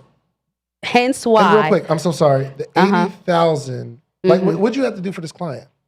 Whatever branding they need. So I've already built their website. They come to me when they need it updated. If it's a nonprofit. There's a bunch of work. They always need graphics and stuff. But not all the time. I be chilling. I be doing my own thing. But whenever they need me, they come to me, you know, and it's a nonprofit organization. So they have speaking events, you know, stuff like that. And they're like, hey, Fairy, we need flyers for this. You know, we need a tablecloth. We need a stand-up retractable banner. We need a billboard, blah, blah, blah. Whatever they need, they come to me for. Gotcha. So. Okay, that's good. Thank you. So why don't you stop doing all that stuff and try to find somebody like that client? I am. So that's why No, you're not. I'm trying. You see me doing the things. I'm here. Tell me what trying looks like. Trying looks like me revamping my suite. I have another brand strategist that I'm working with right now, the me for me, because it's easier for me to be that for someone else and not myself. So I actually just hired like a mentor strategist that's working on my prices. I just signed up for y'all podcast Well, classes. give a round of applause for that. Okay. And you know what I'm saying? And I'm going to the places. Like I showed up to the podcast summit. And I heard you say, you know, use your podcast as a platform to elevate and to sell. And I was like, you know what? I'm literally sitting on it. Yeah. So But you also, coupled with that, you have to have a clear direction for who you want to become. So if the goal is to build out this design agency, you should spend a lot of time finding people that are going to be the ideal client that's going to pay you what you're looking for in this design agency. Agreed. I don't do one-on. So I actually asked I asked Fox for a logo, and I think he told me it's $5,000, and he said, but you really need a branding package. Yeah. He's like, I really don't do one-off logos like that. I do branding packages. Right. So he said you're gonna need a logo, a website, you Yeah. need the brand color numbers and all Yeah, that that's kind a of brand stuff. board. All of that stuff. Mm-hmm. And that's all he sells. Nice. So when someone says you need a logo, your answer is? That would be $5,000, and that comes with a brand board, logo, okay, colors, fonts. Well, the answer is no, you don't. Oh, I'm sorry. Okay. Because the client, I mean, you don't just like throw a number out there and expect No, someone you're to right. take it. Honestly, so here's how my consultations usually go. Sometimes people know what they want, sometimes they don't. You know, and They never know what they want. yeah, 90% of the time. No. I want you to like hear me. Okay. You They need to. never know. They're coming to you because they don't know what they're doing. Touche. They have no idea what they think they need. Okay. And it's my job to tell them what they need. Your job to tell them what they need. Okay. Whatever they think they need, they're wrong. Okay. Okay. Right? You should be Yeah. able to like have a conversation and realize, oh, you think you need a logo, but what is your objective? A logo is not going to get you to this objective. Let me tell you what will, though. And I do that. I will say that. So, I was about to tell you what how my consultations go, right? Don't even tell me how they tell me how they go. Okay. The $200 logo. that you Yes. did, how'd that conversation go? So we went through the whole rigmarole of, well, I have this business, blah, blah, blah. I went to someone else for a logo. I hate it. It's trash. I said, okay, what else do you have in place in addition to this logo? You have your website. Do you have platforms for it, et cetera, et cetera? They did have all of that. All they really needed was a simple logo. I said, okay, fine. I could have argued them down for something else. Say that. Okay, that is the wrong answer. Okay. If someone already did their website and are asking you to do their logo, you can't do that. That doesn't make sense. That doesn't help somebody get to their goal because you need brand unification. There needs to be some sort of brand consistency. Of course. So they say, I need a logo. And your answer is, no, you don't. No, you don't. You need a brand identity. You need a brand identity. What's the goal? They're going to tell you the goal. The reason that they're coming to you is because they haven't achieved their goal. What I'm trying to tell all of y'all is that we charge based on the value, and we have to sometimes educate people on what they need, which doubles as you showing them how valuable you truly are. Okay. So I remember talking to Fox like, yo, I need a logo for this. He said, well, what's on the website? Right. He said, well, I do a logo for you. It's not going to match the website. Is that what you're looking for? And then I'm saying you need to have logo, website, branding, all that kind of stuff, your thumbnails. It needs to be one brand. So if people are like just looking at it quickly, they can identify, oh, that's that brand. Right. Kaleidoscope, it's all the same color. It's all, yes. All the same look, all the same style. Yes, absolutely. So I'm telling you, Yes. I don't want to know how you think your consultations go, Okay. because they're not going how you're about to tell me. Okay. People are telling you what they want, and you're like, oh, well, that'll be $200. That's not true. That's how that one went. She convinced you that all she needed was a $200 logo. The only reason why I agree to it is because when people talk to me, I do my own research. Yes. If you're telling me that this is your site or this is what you have, I go look for myself. Because yes, you cannot just tell me anything. And if I realize, okay, actually, this looks kind of decent, and you're really just like, look, I ain't gonna hold you, I just need a bag of chips. I'm okay. Then you know what? Go forth and prosper. I'm not chasing anybody, but I absolutely let people know it needs to be cohesive, of course. And if I have to build you from the ground up, then let's do it. I do come across people who are just starting, so they need a payment plan, etc. There's some people that are like $200, you know. I kind of want to transition away from that. And you let them go to the people that do drugs and logos. Help me. $200. Help me. Okay, give me $200. I'll take the $200 and I'll do your little logo. Help me, David. I'm trying to. I'm The receiving. answer is no. I'm not doing that because I'll do this logo, but then you're gonna put this on this website that. and it doesn't look right. And then people think I did both of them. Oh no, I do, because I'll be damned. You're not about to put something out and tag me. That's no. You did a $200 logo. Yes. I don't even want to see what the other website look like. It matched whatever they had going on. Listen to me. I told them not to tag me. Listen to me. Yes. The fact that you took that $200 Yes. tells me how you value what you do. Okay. You understand? Okay. I receive it. I'm just trying to give you some game. Fox don't even like when somebody does a logo, like he does a logo, and somebody else does the flyer. Yeah, that would upset me. He's too. like, yo, I've done that before, and I posted it, and he'll make something else and send it to me. Send it to you. Okay, I do that for my clients too. No, you don't. Yes, I do. How you gonna tell me? Because you did a $200 logo. That tells me. That's just that logo. Everybody calm down. That's what you do. Well, I'm trying to do better. Okay. That's why I'm here, David. Yes, if you're trying to do better. I am trying to do better. For sure. I need you to lock in. Okay. I need you to learn how to say no. Okay. Yes. No. There See? we go. You did that book cover? I did the whole book, and I wanted to give it to you. That is one of my products. It's called the Brand Like a Boss. So in the front, it gives you a checklist of when you're starting a business. It breaks down what a logo is. It even has like a glossary in the back of different terms you need to learn, like what a trademark actually is, what the different types of logos are, and what type of businesses you should be starting, like a S Corp, a LLC, blah, blah, blah, blah, blah. So I just wanted you to have that.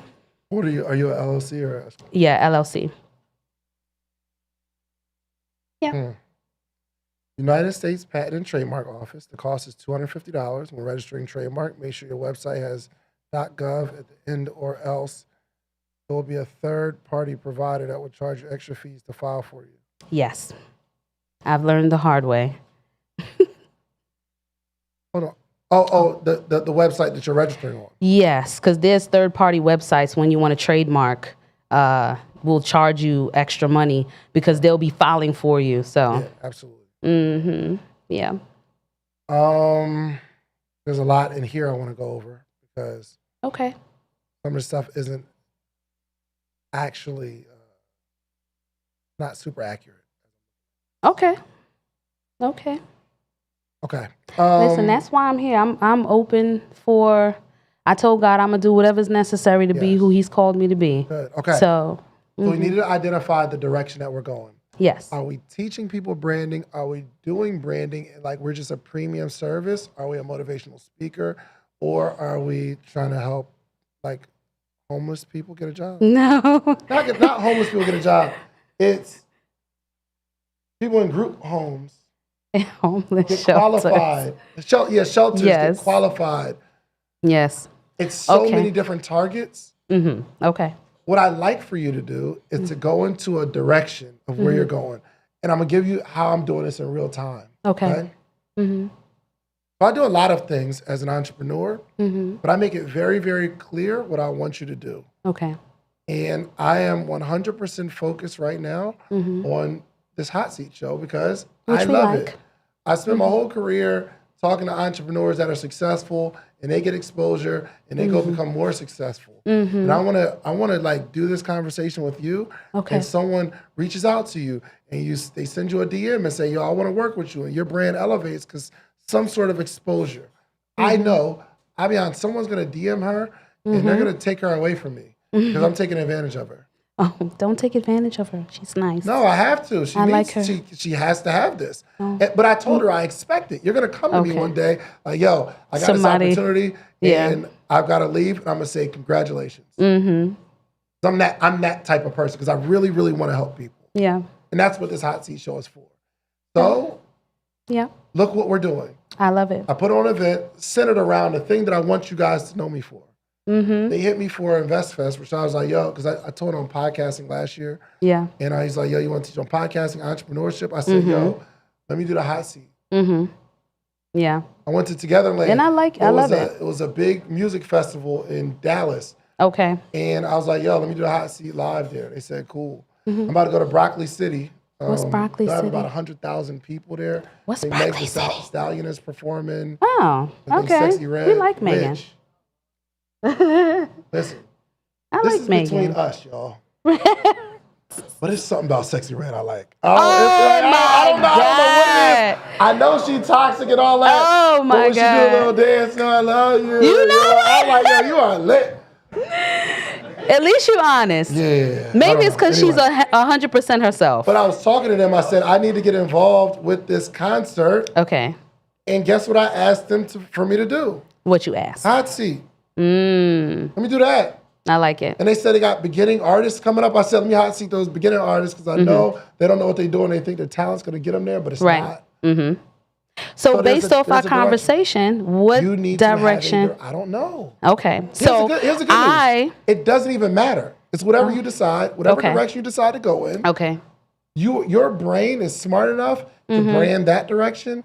You can brand yourself like you're branding all these other clients. Yeah. You'll figure out a way to make money in that particular direction. Okay. And it will grow. It doesn't matter which one you choose, whether it's a design agency, whether it's a book publishing company, whether it's a speaker on branding on stage to stage. Yeah. It doesn't matter. Okay. It's going to be up to you to decide though. And be consistent, like you And to be just consistent. said. Yeah, that resonated. and I realized that's my biggest thing is to, like you said, hone in on one thing and just Yes. stay consistent And with value it. yourself. Touche. And value There's myself. no And world. say no. Correct. There's no Okay. world where we can do this for $200. You're right. If you ain't got no money and my heart moves, keep your $200. I'll do it for free. But I'm not taking that. Right. You're You right. understand? Mm-hmm. Like I'm premium. You give a premium presentation. Thank you. And I do give a premium service as well. For sure. But inside, I don't think you see yourself that way. Okay. I don't think you see the value that you're offering. Yeah. Because someone's, like, if you did my book cover, Mm-hmm. I'm going to go make $100,000 off of this book cover. That's and a I fact. gave you $400. Mm-hmm. Yeah. You understand? Yeah. You're right. So I need to think posture about that. up. Okay. And there's going to be some people that are disappointed too. That That's came okay. to you for something, you're like, this is my new price. Mm-hmm. And you got to My be friend. okay and comfortable saying what? Saying that, no. Because what happened is typically they'll come back Yeah, and say, all right, that's true. real scenario, this just happened yesterday. Okay. My friend is going to help me do something. Okay. I'm like going, it's like, I don't say it, but my friend's going to help me do something. Mm-hmm. And he said, I will help you. Mm-hmm. He said, I charge my clients $25,000, but I want to work with you on this. Okay. So he said, you've helped me in some other ways too. Now I'll do it for $15,000. I was Nice. like, yo. I like it. I said, no. Oh. I Well, said, your I got price about is your price. $7,500. Oh, wow. I said, I got about $7,500. Mm-hmm. And let's just knock it out for the 75. Guess what he told me? No. No. I said, all right, well, he said, but there's so many things I got to do. He said I couldn't even, what he said was, hey, bro, if you ask me a question, I'll just answer it for you. But I Okay. can't lock in for that number. Mm-hmm. I was like, all right, bro, I get it. Let's meet in the middle. Yeah. 10,000, let's call it a day. He said no. No. Okay. Guess what we settled on? 15,000. 15,000. Which Okay. means you're gonna say, I'll do this for $2,000. They're gonna be like, no, I only got 500. You have to say, No. no, I can't do it. Yeah. Hey, I can refer you. Yo, all you gotta do is go to Fiverr. I do You do get it done that. for $50. No. Yeah. I gotta. Okay. don't. No. Okay. I have to go to No Boot Camp. Yes. That's what. Okay. Yes. No boot camp. Because if No boot camp. if people want you, they will pay for it. Especially if you can paint the picture that you're the only person that can provide that. That's right. I've been trying to leave Marshall for 2 years. I can't seem. I can't seem He to gets your leave. vision. He gets your vision. Yeah, because and he's probably watching this. I'll try somebody else for something, and then Ooh. It sucks. It just And then sucks, I gotta yeah. go back, and I feel them like on the other side of the phone, like, yeah, I knew you'd be back. I knew it. I knew you'd be back. And you gotta know they'll be back. That's true. Or you'll spend your time building your own brand. They're either gonna pay you what you need to charge, or you'll take that time And build building your own myself. situation. Cool? Okay, cool. All right, good job. Thank you for having me. You're very welcome. All right, y'all. We're gonna take a quick intermission. Okay. Go support Uncle Phil's Cheesesteak. I've been supporting them for the last 6 months because they are incredible. So when you come back, we're gonna do our first giveaway. Then we'll have a couple of other hot seats. Then we'll do the second giveaway. Okay. So make sure you get your ticket from Uncle Phil's, and you'll get a ticket into the drawing. And if you get a T-shirt, for every shirt you get, you will get an extra ticket entered into the drawing. All right? DJ Badio, 15, what time is it? 6:15. 6:15.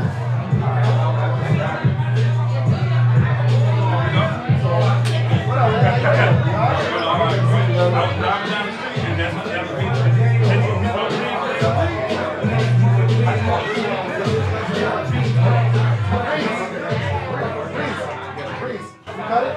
Cut it off? Yeah. It's still running, right? It's still running? It's still running? Yeah, I want to walk around.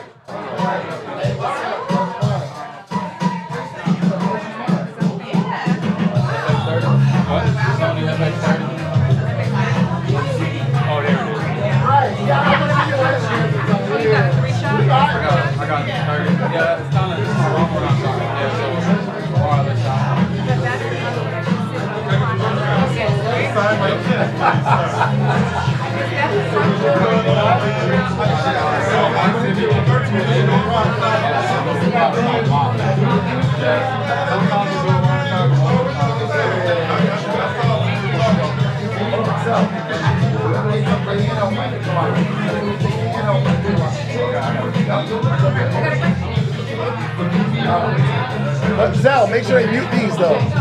Make sure they mute these. And then you take that outside and make sure they mute these.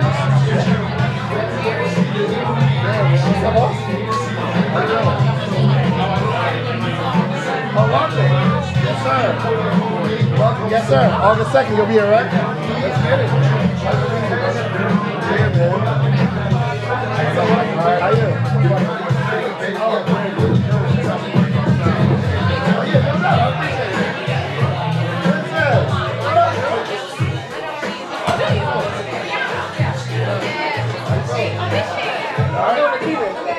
I'm doing a teaser like I'm about to be on the hot seat. Huh? You got it? You got the video? I'm on the hot. You doing a video? You doing a video? Okay. Oh, make sure you get me and Chance. Wait, do it again. Let me see. Do it again. Do it again.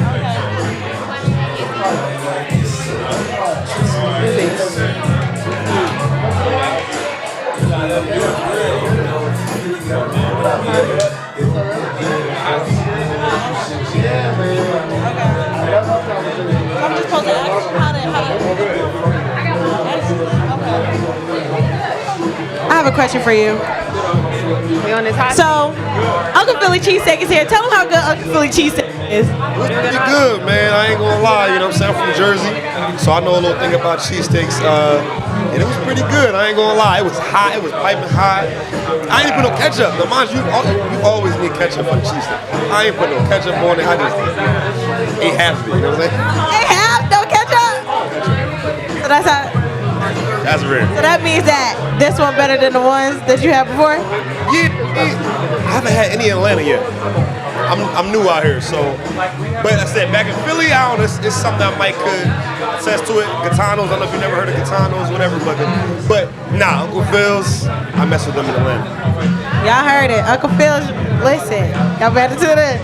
He'll try it again. Hi, guys. Pull up. What's happening? How y'all doing? We're at the Social Proof Podcast. What's happening? I like it. So how did y'all like the talk hot seat today? David is real. He gonna give it to you like a buck, and if you're not ready, you're gonna get your feelings hurt, and you're gonna get clowned on the internet. So I don't know. I thought about getting up there, but I'm ready. You can't be no punk over here. It's not about being a punk, but you gotta have your stuff right with David, because he's gonna expose you. No. Ready to get exposed, you know. That is not true. David's there to help. David's here to help. He let everybody know what I went through. I'm okay with it. It's for help though. But you gonna charge me the same prices, or your prices went up? My prices went up, man. My prices went up. You know that? See, I'm giving y'all this great content, and the prices just went up. Prices definitely went up. Like, where was you? You got a cousin? I got no cousins. Why am I? What you do? You do what you do? Nah. I can't afford them new rates. I can afford them old rates. I said, then you come talk to me when you can't afford them, because you gonna make money one day. Okay. Big money. You're making the money. Man, big money. I just need the help with posting. That's it. My services are there, you know. I'm creating, but my eyebrows rose up when he said that you was running like 10 videos in like 10 minutes. And I'm like, a video a minute? Like, where's she at? Because she gave me that ticket. I need that ticket. If I win this Mac, I'll give you the Mac, and you run the product. You like the Mac? I like the Mac. I'm like, I don't know. Good deal? That's okay. I can think about it. We can know it. We can think about it. I'll think about it. Thinking of us. See, we supposed to shake on it now, because when I win, prices have gone up. Oh, no, your prices have gone up.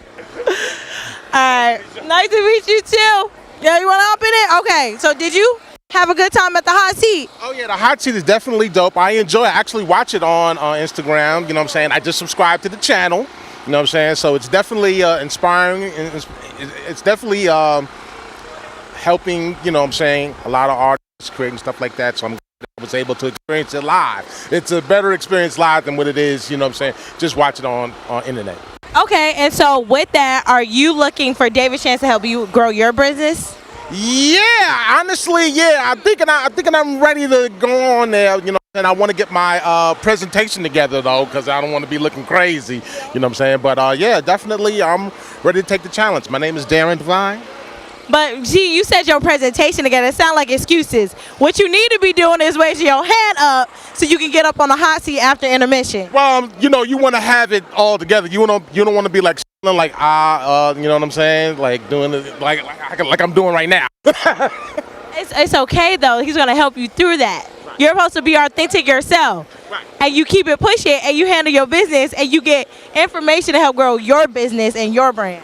No doubt. Okay, so what we gonna do? We gonna go up there and, you know what I'm saying, handle business. Yeah, and raise hands. And raise hands. Let's do that. You wanna inside one? Okay. We got the Philly cheesesteak? Are you in? Oh, because of the. All right, hop it inside. Hey, Reese. Hi. All right, guys. Let's see what's popping. It's loud in here too, though. Okay. Hi, lovely people. How y'all doing today? That's good. So, did y'all get in for the hot seat? Yeah. No. No, like, did you? Okay, so what y'all thought about it? It's real cool. I like his honesty. Yeah. And you? Well, I like how he gives different perspectives on how to better your business and different viewpoints on not just how other people see your business, but how you should see your business as well. So. Okay, so do you guys have a business? I do. Okay, what's your business? Tell it, girl. Tell them. Let me say that. Let me talk it up. What's your business, girl?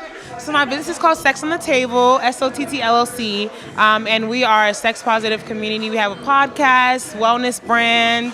We sell sex toys. We do events in the city. So yeah, check us out. Okay. So what are you looking to get out of here from hot seat? Are you going? What the real question is? You gonna raise your hand for the hot seat? Am I gonna go on the hot seat? I don't know. I'm still testing it out. We're gonna see. I guess so. So I have an event tomorrow. I'm having an aphrodisiac cooking class. So I'm just here to network with people, maybe get in the hot seat. The chef I'm doing it with, I think she was on the hot seat with him before, so she invited me. Listen, her brand sounds amazing, so I want you to get on the hot seat. I need you to raise your hand. Okay, I will. Okay. See, look. We gonna see her next, because I'm gonna have a microphone just for her, okay? I'm gonna go up there. Period.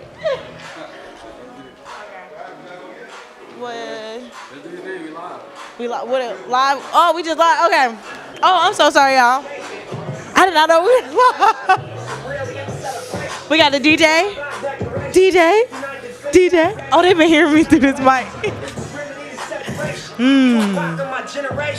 Yeah. Thank you for volunteering. Yes, of course. I'm so happy. Tell them. Y'all, I volunteered her to go up on a hot seat. Tell us the experience. What did you feel? I was very nervous. I did not come here to get on the hot seat, but it is a safe space, and it was great coaching I needed to hear, and I can't wait to see how I take action. She gonna take action. We gonna see that. We gonna see them prices increase, and we gonna see them clients increase, and that's on period. Let's get into the people. Dedication. How you doing? How y'all doing, ladies? I'm good. So, what have y'all liked about the hot seat so far? Like today's? Mm-hmm. Well, we got here late, so I didn't really get to catch much of it. But it seemed like he gave her good advice. Like, he gave us good advice when we was on it as well. Okay, and so do you have a brand or business? Yeah. And what is that? It's Eat Florida Fresh, and we do food service and catering. And what do you think David Shantz can help you with your business? Or what is something you're really struggling with in your business? Well, he had already helped when we came on already, and he had referred us to somebody that can help us get some funding and like business credit and stuff. So that was good. So it's going good so far. Oh, so this is like a throwback hot seat moment right now. We getting receipts. Okay, so with that, how has it been so far? We want to hear the receipts. Okay, he hooked us up with them, but it's like at a standstill right now. They gave us like stuff to do, like tangible steps to actually take, but it just the process kind of like at a halt right now. But on his end, he did go with like referring us to them because they were like the right people to help us. So that went good. Okay, y'all. We gonna tune in back when they grow big and better. Okay. Let's get it. Let's see somebody next. How you doing today, sir? How are you? I'm amazing. I love your energy already, okay? I love your energy already. So after just seeing multiple hot seats, what has impacted you now to what you need to do for your business? Probably the biggest thing is understanding your value. It's one of the things that I've always struggled with the variety or the many things that I've worked on. Pricing is one of the big ones. For a long time, I would charge practically nothing to build a website. Last year, I had my first client where I was going to charge the dude $500. I sent him an invoice for $10,000 by mistake, and he paid it. So it made me kind of rethink my strategy on how I was going to start charging folks and things like that. So to hear some of the conversations that's going on here right now and understanding that, as well as understanding from the fairy grandmother that, or hearing David talk about that and say, really understanding that your paycheck is determined by your skill set, that means probably the biggest thing that I love that. Are you trying to get on hot seat next? Don't be no scared person. I ain't scared. I get up there. My story's a little unique though, so if he willing to take the challenge, I'm willing to sit in the seat. Okay, if you want to take the challenge, you ready to take the seat? Okay, let's go over to my boy who a graphic designer. Okay, he was up on the hot seat. David kind of got on him. Let's come follow me. Hey, friend. I know. Listen. I know I put you on the hot seat, okay? I know I did. Listen, but it's okay. It was good. Okay, tell us about it, because I know he got on you a little bit. But I'm glad, because now you're bigger, you're improving, you're going to improve better, right? Right? Yeah, of course. Okay, so tell me, how was the experience? What is your question? How's the experience? How was the experience? I mean, watching it and then experience are two different things, obviously. I just learned some things about myself, right? What I knew, but being told to you is crazy, right? Especially for everybody to be looking at, that's wild. That's literally legit a hot seat, not playing. So, it just put things in perspective.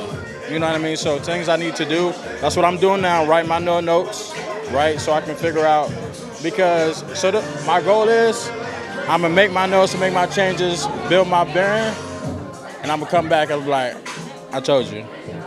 And that's what I'm talking about. And we bigger and better. Bigger and better. I understand you don't like being told what to do, so you gonna do the telling. Of course. So put my little notes down. I love it. Let's get it. I'm gonna come back. We're gonna come back for reviews. We might do a hot seat reunion. Okay.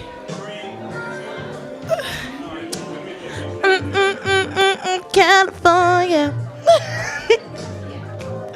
How you doing today? What's your name? Jamar.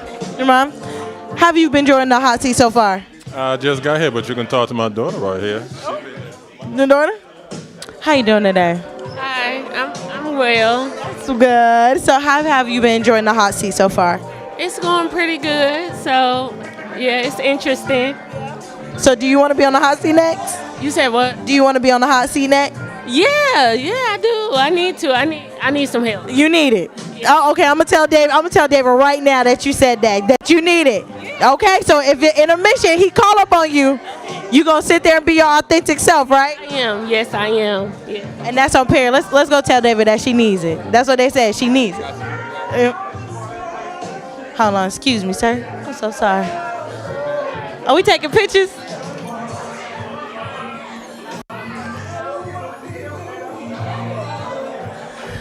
I'm in there too. I look good. David, I hope you know we got a good one. She said she need it. The young lady, raise your hand. Raise your hand. She said she need it. She needs it. Okay. Yeah, she said she needs it. Okay.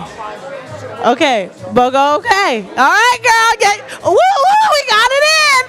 I done reeled it in for you. Time for you to catch it. Okay. Catch it. Y'all, we about to get back into this hot seat session, and Dave's about to go crazy. Tune in.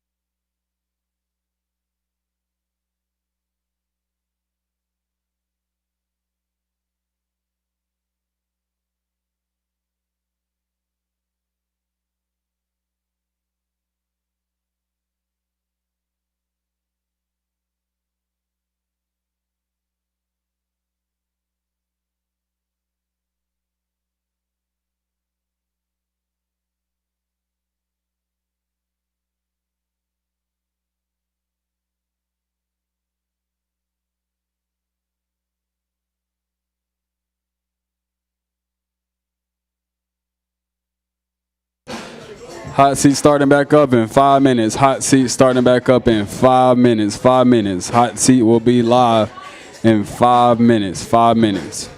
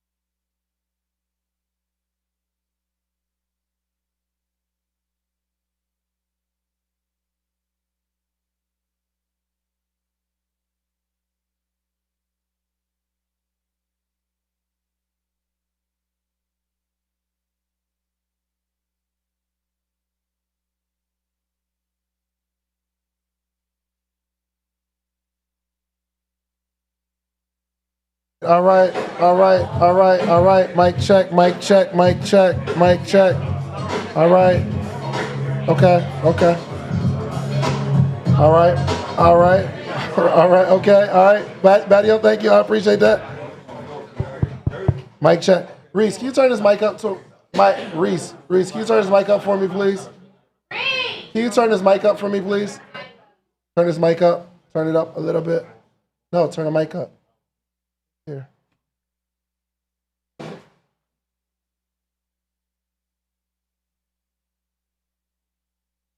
No.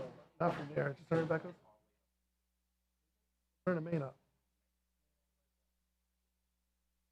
All right. Let me see that one. Time. Mic check. Okay. All right. All right. So tell everybody we're about to do the drawing. Do y'all got your tickets in? Everybody got their tickets in?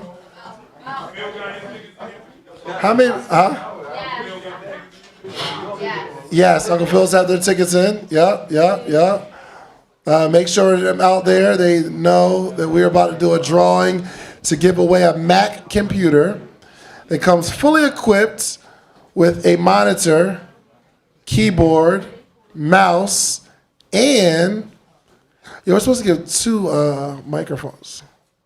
Do we have them here? Huh? I'm doing too much? Or are we giving away 2 total? Okay.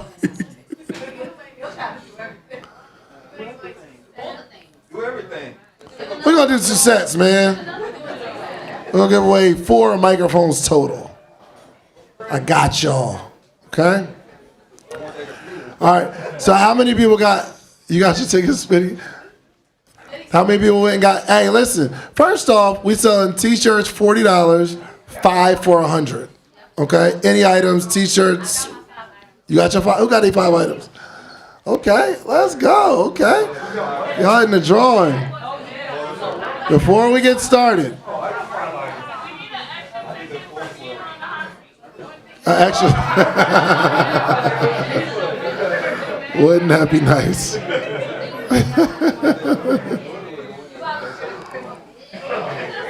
All right.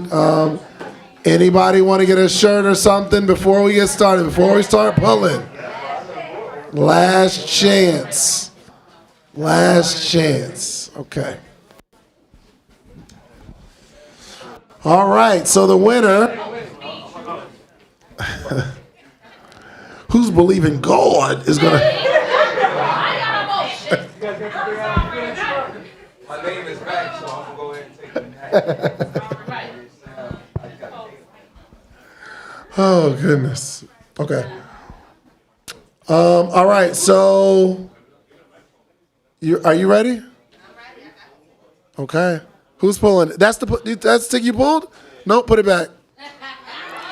Because we ain't see you do it. I don't want nobody thinking it's rigged.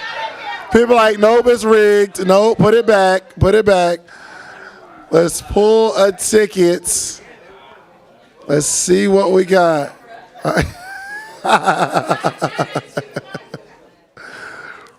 All right. Here we go. All right, let me call it out. Well, you can call it out. All right, y'all. Our winning ticket is 048366. 048366.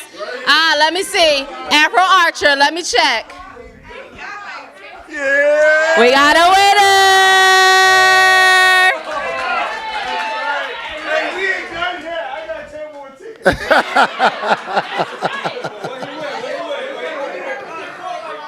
Look, I'm telling y'all bet. I just spent 10 grand on the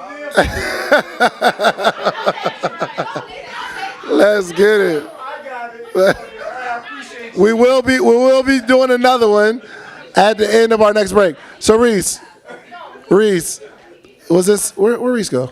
He's still back there? Oh, are we able to turn this mic up? Yes? No? Mic check? Okay, good. This is better, right? Okay. I appreciate you. All right, let's get to it. Okay, it was somebody.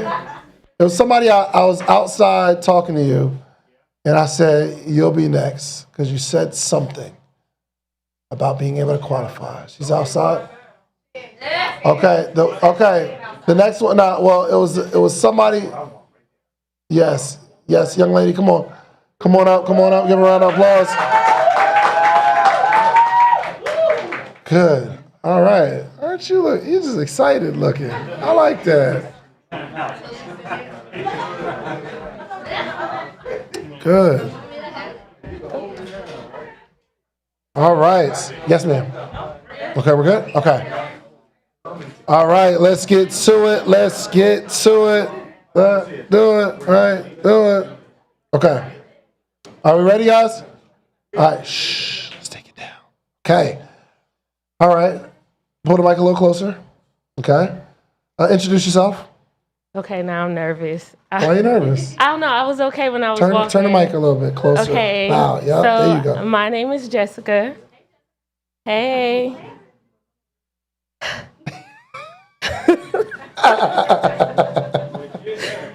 Come on. Okay, Jessica. How old are you, Jessica? I am 32. 32? Yes. Okay. And what do you do? I'm a social worker. Okay. Are you an entrepreneur? Yes. Okay. Okay. You're a 32-year-old entrepreneur. What do you do? What's your business? My business is called Atlanta Youth Services, and it's a behavioral health and early intervention clinic for children with autism. And You own a clinic? Yeah, it's in Snellville. Really? Mm-hmm. You have a building? Yeah, I have a office, not like a whole building. I'm Okay. inside the business center, so it's like 50 different like business owners in there, and So you got a suite in a building? Yeah, I have a suite. Good. How much is rent? $900 a month. Okay. Do you make more than the rent Yes. every month? Yes. Good. You make a lot of money doing it? $8,000 to $10,000 a month. I'm getting a little feedback. If we can turn this down a little bit, I'm sorry. All right. So how'd you get to that point?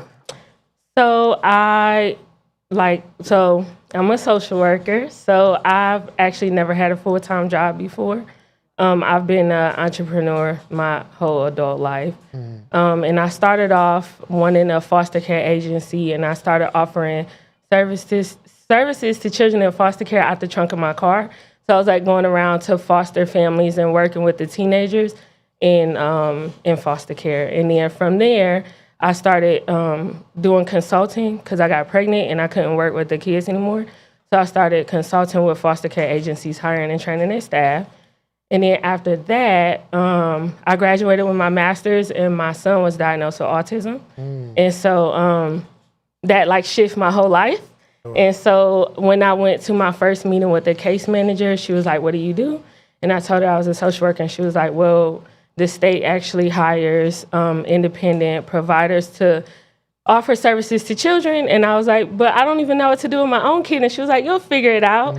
And so I was able to kill two birds with one stone. So now I help families of children with autism. And then I still open foster homes now. So that's some of the services. So when you say you open foster homes, what do you mean?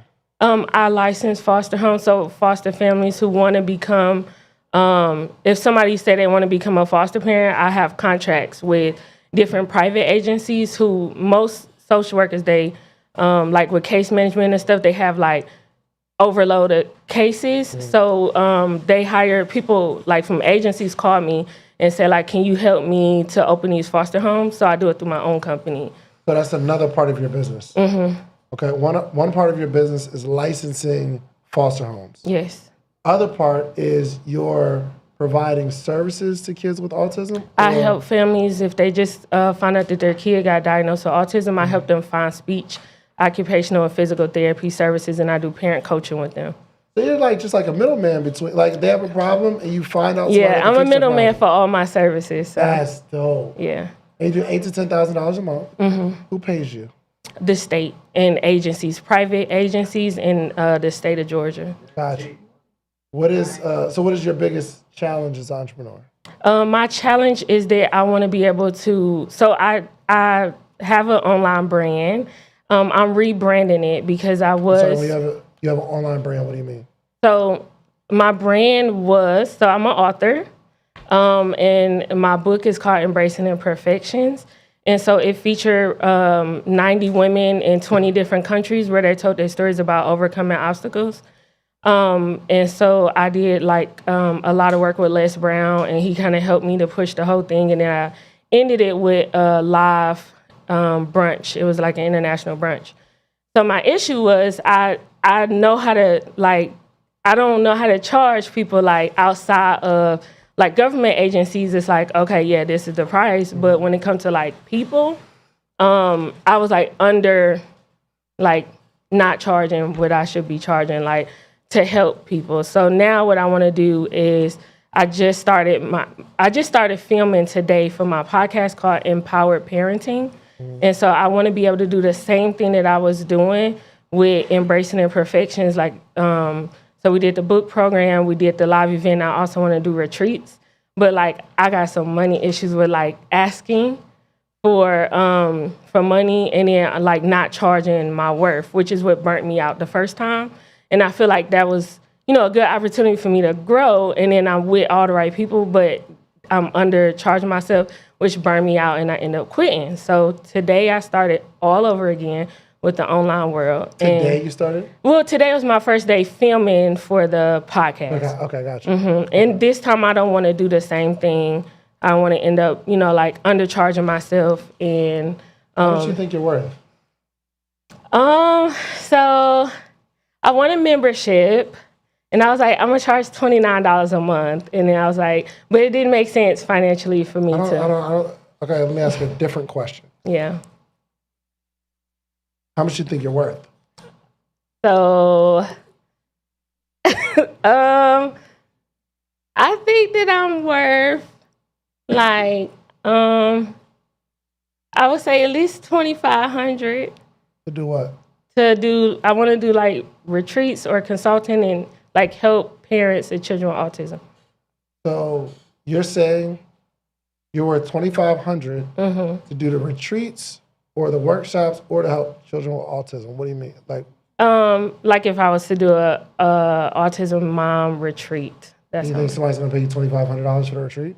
I would want them to. Why would they do that though? Well, at this point, they don't really have a reason yet because I don't put out content like that, and I haven't established myself as an expert online. Right. So right now you're not worth $2,500. No. What do you think you're worth then? So I felt like $29.99 a month. So that's a big jump. I know. I want to be worth $2,500 one day, but right now I'll be worth about $30. Yeah, that's why I'm up here because I got some issues with that. So. So what's somebody gonna pay $30 for? So I have a planner. It's called Empowered Parenting. It's a planner, and it's $25. And I wanted to do like a membership, for people to kind of go through the planner. Oh, so the first month they paid you $30. $25 is for the book, for the planner, and $5 is for you. No, wait. No, that didn't. No, okay. So let me back up. So like I have the planner. So if they purchase a planner for $25 and then they become a part of the membership for $29.99 a month, that's like, and we kind of go through the strategies in the planner. So that's. So do they? My question is, the planner that first month, is the planner in replacement of the $30, or they got to buy the planner for $25 and the $30, so their first payment is $55, and it's $30 every month after that? Yes, that's correct. Has anyone paid that? No, because I haven't even put it out there. So, yeah. What do they get for the $30? So I haven't put it all together, but it's called Empowered Parenting Academy. And I want it to be 2 meetings, like 1 live session and 1 Q&A per month, and then resources. 1 live session and 1 Q&A. What's the difference between the live session and like a live training, and then a Q&A. Like, Okay. so one, we would be training on, like, I have, like, different speech, occupational, physical therapists, and then they teach on something in one session, and then a Q&A follow-up, like, for parents to discuss. So 2 touch points throughout the month. Mm-hmm. And you're charging $30 for that. I want to. I haven't started doing this yet. But some of the information that you're going to be provided, I could probably find on YouTube, right? It's more so for the community. What you mean? Like, the community of people, like autism moms. So. Well, why would someone pay $30 just to be in a community? They're in a community now. Well, I paid it. I paid $30 to be in a community before. And what are you doing with the community? Well, this was like a while ago, but what I was doing is And you just, haven't paid it after that because you didn't find it valuable. I did. Not valuable enough to keep the $30 membership. No, she died. So Yeah, really. That was a turn of events right there. Yeah, really. So, but yeah, I was in there till, death You did us haven't found part. another $30 membership that you want to pay for. Well, I mean, I found other memberships. It was more than $30. So, and I was a part of that until last year. Are you a part of a membership right now? Not right now. How are you going to sell somebody a membership and you're not a part of one? So I've been a part of membership for several But you years. didn't find it valuable enough to stay a part of a membership. Well, right. No, I understand the person died, but the community and the membership should remain the same. I need a community and a membership. The reason she's selling you a community and a membership is because she thinks it's important, but not important enough for her to be a part of one right now. Right, yeah. I agree, but essentially she doesn't agree because she hasn't sought out a membership to be a part of. I got one I'm looking at. Hmm? I got one I'm looking at. How much is it? $19.99 a month. How long are you going to look at it?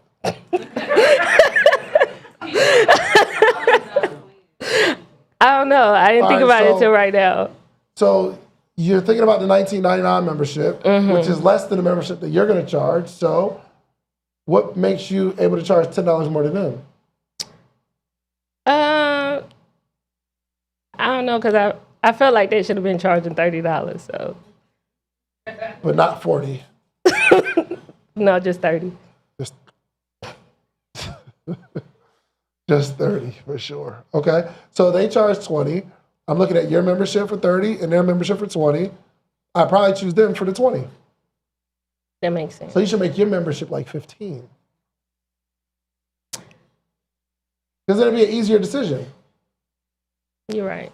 If both of y'all got memberships, she's charging 20, you charge 15, y'all provide the same value, go at 15. I already had $29.99 in my head. Ain't nobody buy it yet though, so. I know. Yeah, you're right. So you'll charge 15? Sure. Yeah, I could. I guess. Yo, we went from I'm worth $2,500 to maybe I should charge $15. No, please. How did that happen? How do I talk you out of what you think you worth? That's why I was saying, like, I have a hard time. And that's the reason why I stopped doing I had a membership and everything, and I stopped doing all of it. Yeah. Yeah. Because people didn't find it valuable. It was like 3 people in there. But I don't market good. Like, I don't post enough and stuff like that. My question is, what is the value that you bring to the marketplace? And you're giving me a hard, and I think you could put some stuff on paper. The biggest problem I see is you don't believe the value that you bring to the marketplace. You can't boldly tell me that you're worth way more than what you charge. So Morning Meetup is $79 a month. I know that is severely undercharging. Mm-hmm. But I do well from the membership because there's a lot of people that find it valuable. But you can't tell me I'm worth less than that. And sometimes I'll do it for free, but there's a strategy that I have in play. So the amount I charge isn't necessarily a reflection on you. It's the value that I'm bringing to the community, and I get paid for the community that I built. It makes sense. It does. But I first believe that I can fix any entrepreneur's problem just making under $100,000. I can fix their problem, period. Anybody here that is making under $100,000 a year, I can help you make way more than that. If just give me a little time, I 100% can. I don't know. I understand entrepreneurship on this level. Not all entrepreneurship. Mm-hmm. I don't know how to build $1 billion company. I don't know how to build a $100 million company. But a few $100,000, I can help anybody in this room because I understand it. I provide value. So you can either join the community and you will get immense value. How many people's in the morning meetup? Valuable? Yes? Yeah. Valuable information. But if you need a little more of my time, well, it's one-on-one, it's more. Mm-hmm. Or a smaller group, it's more. But I know my value. I know what I'm worth. I know what I bring to the table. You don't know yet. Yeah. The whole game is your own ability to go out there and tell somebody. Because even if you start telling me about the program, I don't think you're going to tell me with enough conviction to get me to believe that you can help me. That's true. That's the problem. You need to read some books on confidence. Okay. Tell me. Right now? Right now. So. Let's say, for instance. Okay. I have a child with autism. What would you say to me? I would say, if you have a child with autism, I know as a professional and as a parent what you may be experiencing, especially if your child is under 5 years old and just recently got a diagnosis. So instead of trying to figure all of it out on your own, let me walk you step by step through what it is you need to do. No, make it real to me. Tell me that you know my problem. I know that you are frustrated, confused, feeling a little bit of resentment because you don't know how or why this happened to your child. Yep. It's a lot of embarrassment, frustration, overstimulation, and I know that this not the life that you thought that you was gonna have. Put some color on it. So I think you hit the major points, but put some color on it. Give me a real scenario. Just guess at a real scenario that I've experienced that you can describe in detail. So one scenario may be you may be in a grocery store and your child is acting a fool and you feel embarrassed, you don't know what to do, people staring at you, and all of a sudden you leave and you may not come back because that was what happened with me. Now, if you're telling me this, look, I know what you're going through. You're in a grocery store, they're acting up. Mm-hmm. You don't want to bring too much attention to yourself anyway, but now people are seeing this child that you love, and other people are judging now. Mm-hmm. And you just decide to leave because you just can't bear that people are looking at your child this way. I understand what you're going through. There's a fix, though. It doesn't always have to be this way. And maybe the things don't change, but maybe how you feel about it. You need to take your power back so you won't be ashamed of the child that you love. Now, if you're having conversations with me like that, then that starts to raise your value. Mm-hmm. I'm talking to any entrepreneur. I get it. You're an entrepreneur. You probably don't have the business filed. You pay your rent with the money from the business. When you get enough money, you just pay your rent. There's no separation really.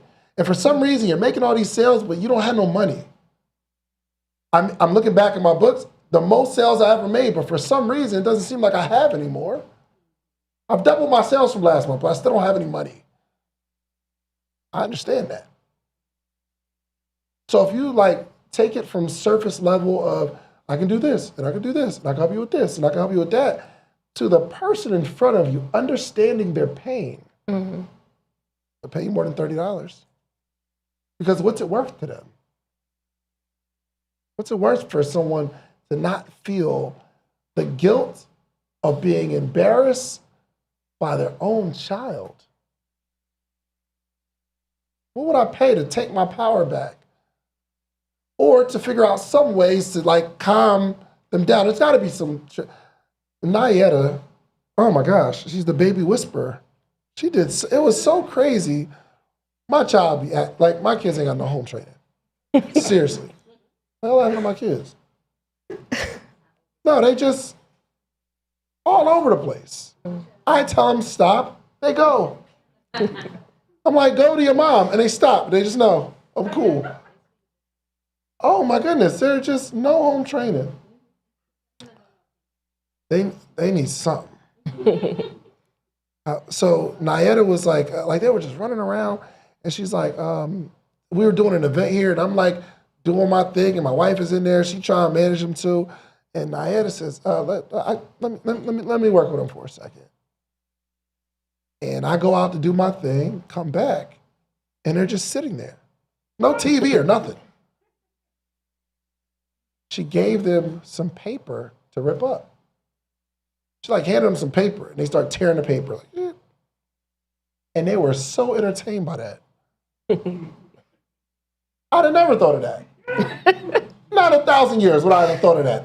I say, stop, calm down. I'm gonna take your iPad, sit down. Like she gave them some paper. So in my mind, I'm like, yo, my kids are just bad. But to a professional, I got this. Watch this. And they just, like, yo, get them some bubbles. Have you ever seen a kid around some bubbles? It's magic. You got them for at least 10 minutes. Just keep on blowing the bubbles. But there's something that she knows about my child that I'll never figure out because she's the expert. So there's some people that are frustrated. That could just use a consultation. Because you need to teach them and educate them because they don't know what they're doing. They're just bearing the pain. But I need you to see the world that way. That's our issue as entrepreneurs. It's the way we see the world. And we're in the world, the way we see ourselves, the way we price it.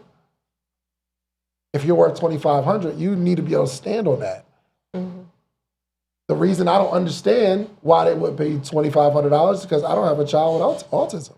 And you need to let me know that. So you just don't understand. You haven't been in this situation where you'll pay whatever to try to get a little bit of peace of mind, to get some sort of strategy. Business coaches cost how much? Anywhere from $1,000 to $1 million. Based on them like letting me know that they understand my problem. And they're giving me some strategy on how to fix it. I want you to map out how big this problem is and start surveying. Okay, what do you want? What are you willing to pay for? My man Marcus Rozier, we just came from Miami. It was a bunch of us, and he was like, "Yo, I'm thinking about offering another service." And he starts asking me all these questions that I want to answer. Like, are you having weekly team meetings? And are you giving them clear direction and all this stuff? I'm like, no, Marcus, we just get in here and we go. Right, Kay? It's just Monday morning, let's do it. What you got to do? What you doing? You doing something? I asked Kay that a lot. You doing stuff? What you doing? You doing something? I got to talk to you. You doing something? All right, do that. And then we'll talk about it. They start asking me all these questions. I don't know if the conversation was actually to make me an offer, but if it was, he'd have had me. Because he just started spitting out the stuff that I'm going through. I'm like, how would you know? So and I know for a fact he wasn't going to charge $30. Makes sense. So what I want you to do is I want you to get home. One, you need to study a sales book. So I'm better with sales. I'm still not super comfortable with sales, but I'll ask for the money. I'm getting better at like stage pitching and stuff like that. But I still have a journey, but I have no problem asking for the money. I may not be super good at it, but I've developed the confidence now. I'll ask. You didn't develop that. Okay. Okay? So come up with a program, some sort of program. I don't care if it's $30. It could be $30. It could be $100. It could be a small group of people who have the money to pay me to assist them. But you come up with a program, put a price on it, and I want you to ask 10 people to buy it. Okay. I don't even care what the answer is. The answer is none of your business. You just need to work on your ability to go ask. You'll get better. It'll get easier. And guess what? One day somebody's gonna say yes. You're gonna be shocked because you didn't think somebody was gonna give you $5,000, and they will. Take this note for anybody that's watching or listening here. The reason someone hasn't paid you X amount of dollars is because you haven't asked. That's the only reason. If you have a $2,000 program, the only reason someone hasn't paid you $2,000 is because you don't have the program and you haven't asked anybody. The only reason. I remember, and this is when I understood scam culture. This kid, no, seriously, this kid, he was working at Chick-fil-A. He was 17 years old. And he come to I had another studio across the street, and he was like, I got this camera, I want to be a videographer. So he's a content creator, but he works at Chick-fil-A.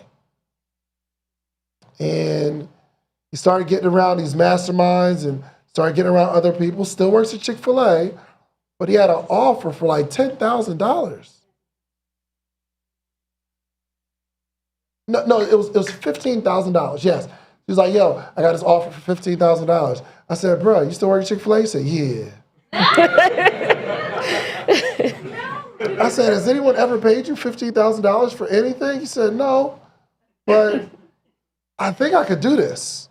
I can create content for people who have a product or a service. I create the content, put them on retainer, $15K offer. They should be able to make more money off the content than what they're paying me.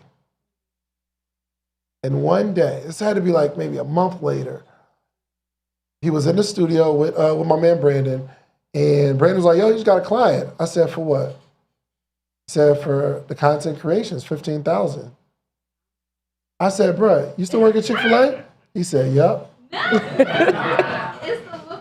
Now, I don't know how comfortable I was at that moment. I don't know if I was comfortable with that. Because you're telling people that you can offer this service and help them make a bunch of money, but you still work at Chick-fil-A.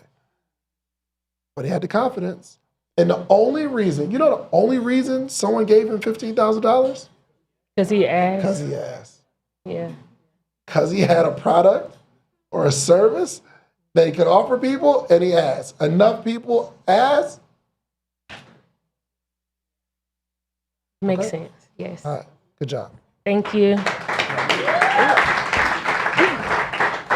All right, y'all all right? These are good, right? These are good conversations, right?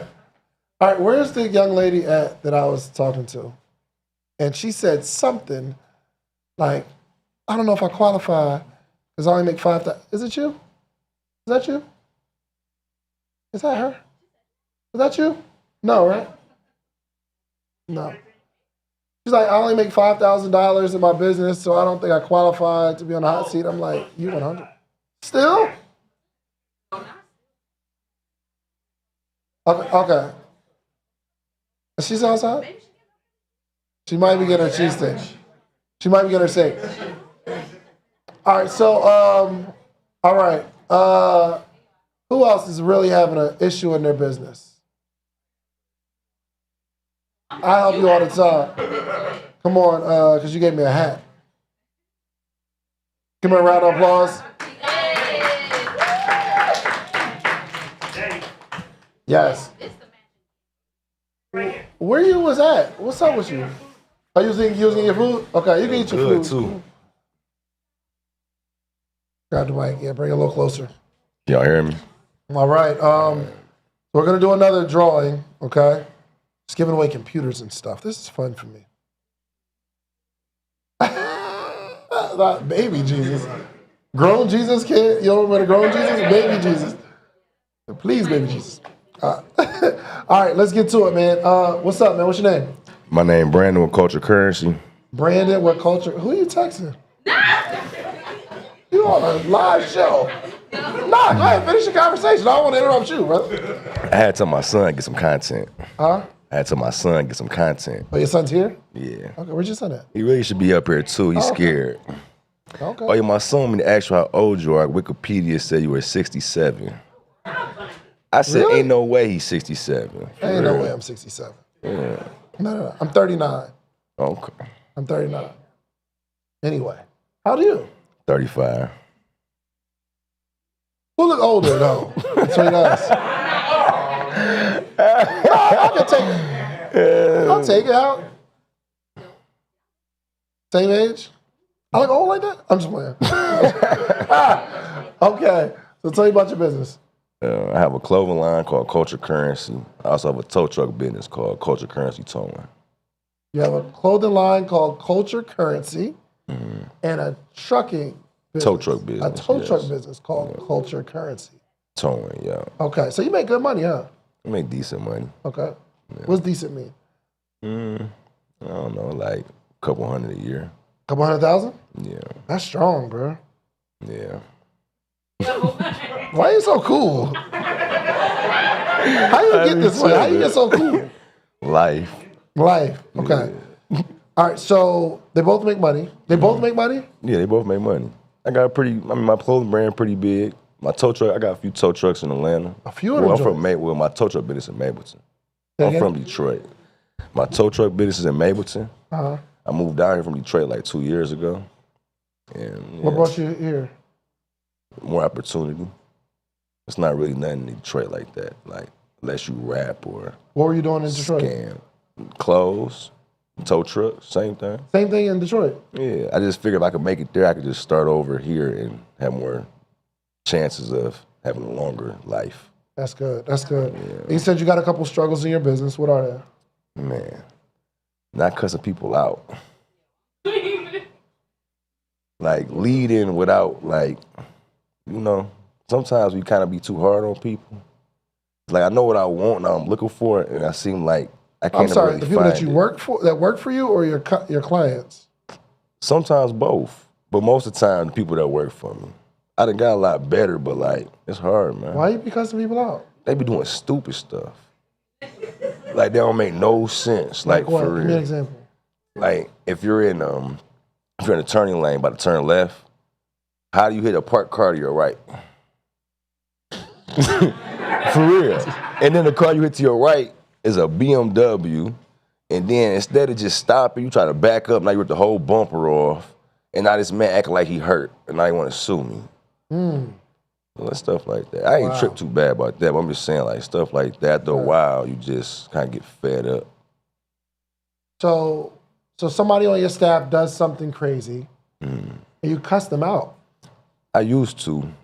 When's the last time you did it? It's probably like about a year. Okay. But you're saying, because I asked what was your problem? Yeah. What was your biggest issue? Well, and see, you let said- me take that back. So my tow truck business, I don't cuss people out no more. But in the clothing business, I be having to cuss. Like, I be having like, it be like my family working for me sometimes, or like people I know. So it be like, it just be hard to get them to focus. And then they make excuses, say something stupid, and it just kind of like trigger me a little bit. You have anger issues. Yeah, I guess. But I be working on them though. It just, I don't know, man. People do stupid stuff. I mean, people do stupid stuff, but you do stupid stuff. Yeah. And people should cuss me out, I guess. If I do something worth getting cussed out, cuss me out. I'm gonna take it, you know. Man. They don't be like overboard. So your but- biggest issue is emotional control? Yeah, so you know what? Remember you recommended a book, How to Influence with Friends stuff, right? Is that really work with black people? Does it work with black people? Yeah, I mean that in like a serious way, cause like when I use that, I tried to use it before, and it like people like thought it was like a weakness or something, like People thought it was a weakness. I was being too nice or something. So it's a book that I always recommend called How to Win Friends and Influence People. And you're saying you used the book. I attempted to. You attempted to. What part in the book? Because you didn't use the whole Where you book. like, you compliment people, you tell them when they're doing good, all that type of stuff. Encourage them. For real. And you're saying that kind of stuff does not work. Man, what? Not at all. Not with like where I come. When I'm in Detroit, I haven't really had to use it in Atlanta. If I try using Detroit stuff, did not work, man.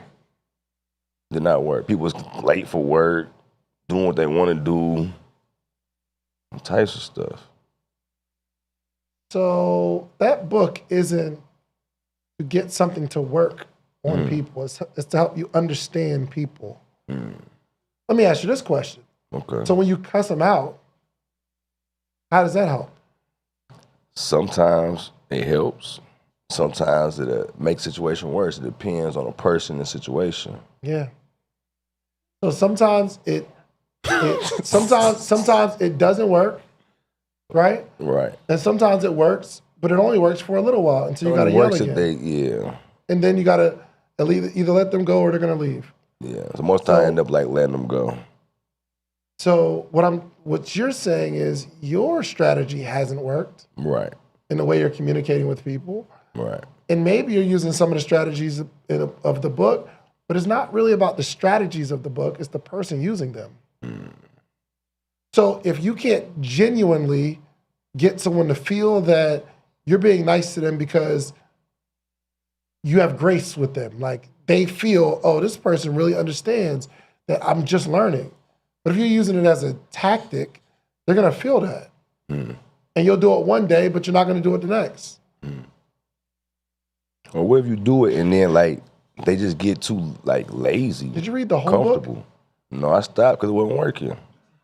Just being honest. I was like reading it and working and running my businesses and trying to like apply it throughout the day and stuff like that. And after a while, I just said it's not working. But what you're doing isn't working either. Right. So you read a little bit of a book that I'm guessing you got to the point where it said be nice to people. And you're like, well, that don't work. It was a little bit deeper than that, but yeah. So tell me exactly what you read that you tried that didn't work. Well, that's the part I tried the most was like encouraging people, complimenting people. And that part worked to a certain extent. And then when they did something really stupid, I tried to... You didn't try. You didn't revisit that because your anger issues took over, and you're no longer the person that they saw that seemed like, oh, well, he understands me as a person. So don't blame it on this book. It's you. Yeah, no, I'm not blaming the book. You are. It's definitely, I will. You're saying this My stuff bad. doesn't work. When human beings are fragile and they're all different, and you haven't stopped to consider that the issue isn't what you're saying to the people. The issue could be from the very beginning, you're hiring the wrong people. Yeah. So no matter how you talk to the wrong people, it's not going to work.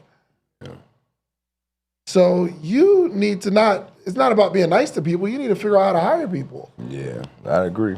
Who told you to hire your family? Man, no, but they always say don't hire family, But you do it anyway. Try to beat the odds, I guess. No, you have a long journey of understanding leadership because it's a lot of factors in there. One, you're admittedly like saying, I have anger issues, I lose it. And emotions cloud good judgment. Yeah. Every day of the week. If you are mixing an emotion with a decision, typically this is going to lead to a bad place. Yeah. Because emotions are fickle. And emotions don't use logic. Anybody ever said or done something really out of emotion and you realize later that was the wrong? Why did I do that? Why did I say that? So let me ask you a question. What if when I be tripping, I be using logic with it? Give me an example. Like, say you were supposed to have the website done by a deadline or something. It's the deadline, it's not done. So I'm talking stuff to you, and I'm saying it's supposed to be done by 5. It's 7. Why is it not done? You making excuses. And I keep using logic like, well, you could have did this or you could, or whatever the case may have been. And you think cussing them out makes them get it done faster? No, I'm not. I don't always just cuss people. I'm just saying every No, I'm once just in a telling while. you. Give me your strategy on how to get this thing done. I had to hire somebody else. Like you said, get rid of them, get somebody else.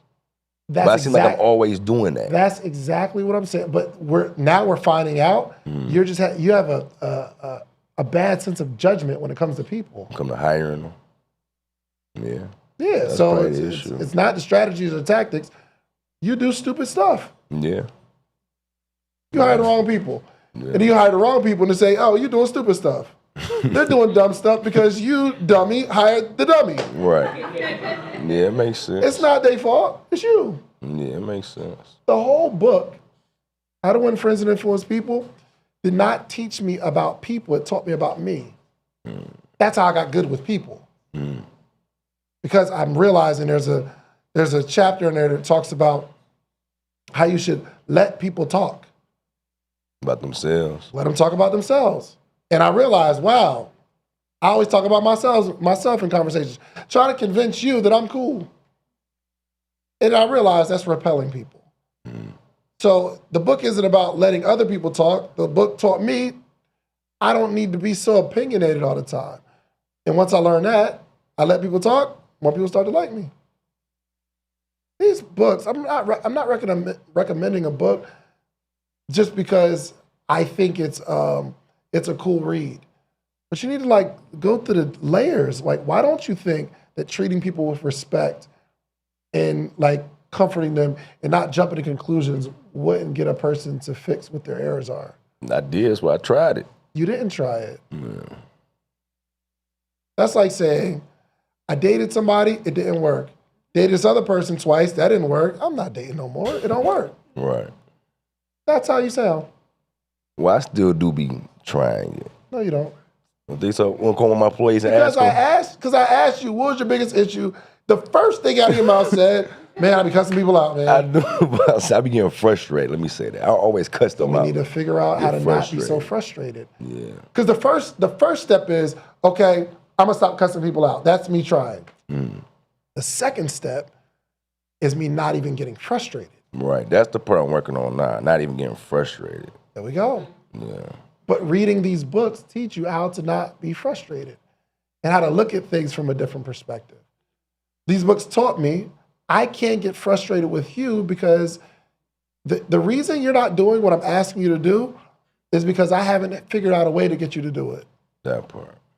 I haven't figured it out yet. So I wouldn't be frustrated with you, I'd be frustrated with me. Let me look at all the things that I've tried. Anybody got kids, like grown kids? I got a daughter that's 20. So there's somebody that told your daughter something and your daughter was like, yo, that makes sense. But that same thing you've been telling her for 20 years. Right. Am I right? Exactly. What's the difference? Maybe you should respect that person more or their opinion. They figured out a way to say it in a way that they understand it. And it's just gonna be harder for you because you're so familiar. Yeah. I'm still working to get my daughter to receive the things that I'm saying so somebody else doesn't have to tell her. Right. Or at least when they do say it, they say, my daddy be telling me that. I see what you're saying. Maybe I can't get the win and get her to move based on what I'm saying, but when they say it, I want her to say, my dad been telling me that too. But in most cases, the child doesn't even refer back to you being the originator of this information because they hear you, wah, wah, wah, wah, wah, wah, always this, always that. Tripping. But it's not about them. It's never about them, ever. It's me. If I'm trying to get you to do something, you don't do it. I try to get you to do it another way, you don't do it, you don't do it, you don't do it. Yo, you know what? It's not even your fault. I hired the wrong person. I need to let you go. It's always my fault. I can't get mad at the person unless they're just not trying. I have some business partners and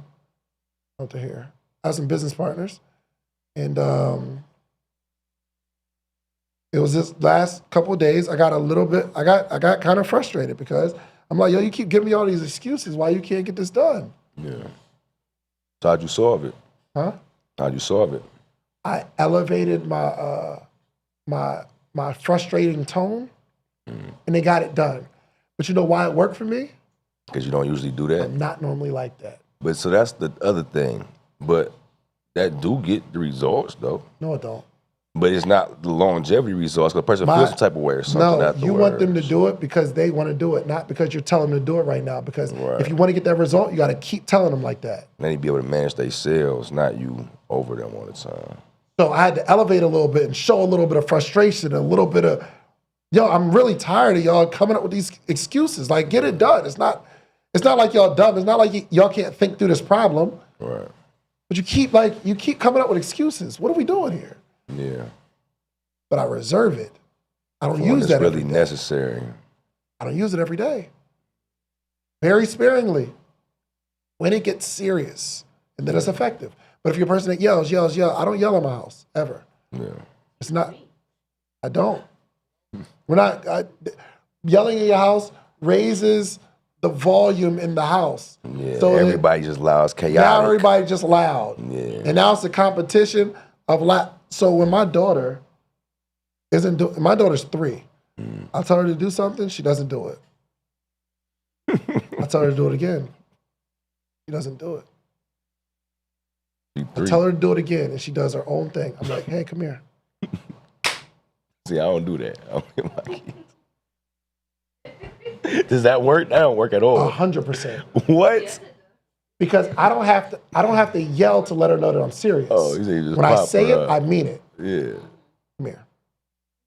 Say them. Oh God. Ask her mom.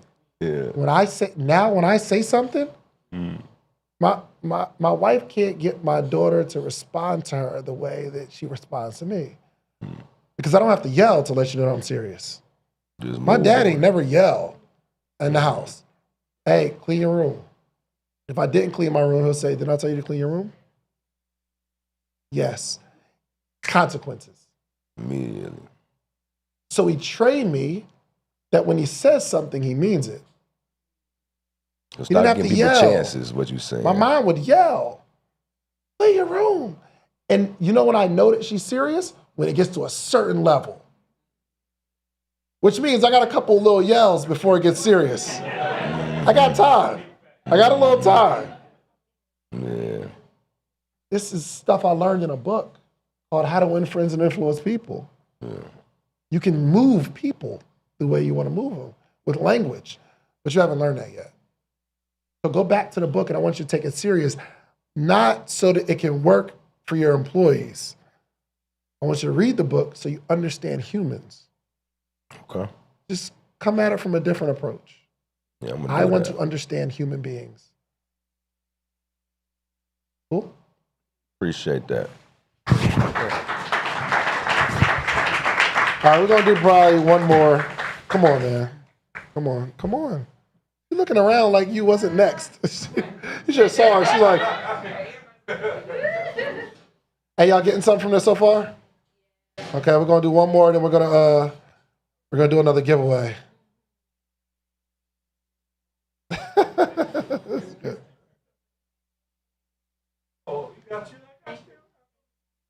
Let's go. Hi. How you doing? Good. Right. Is there, can I take the mic?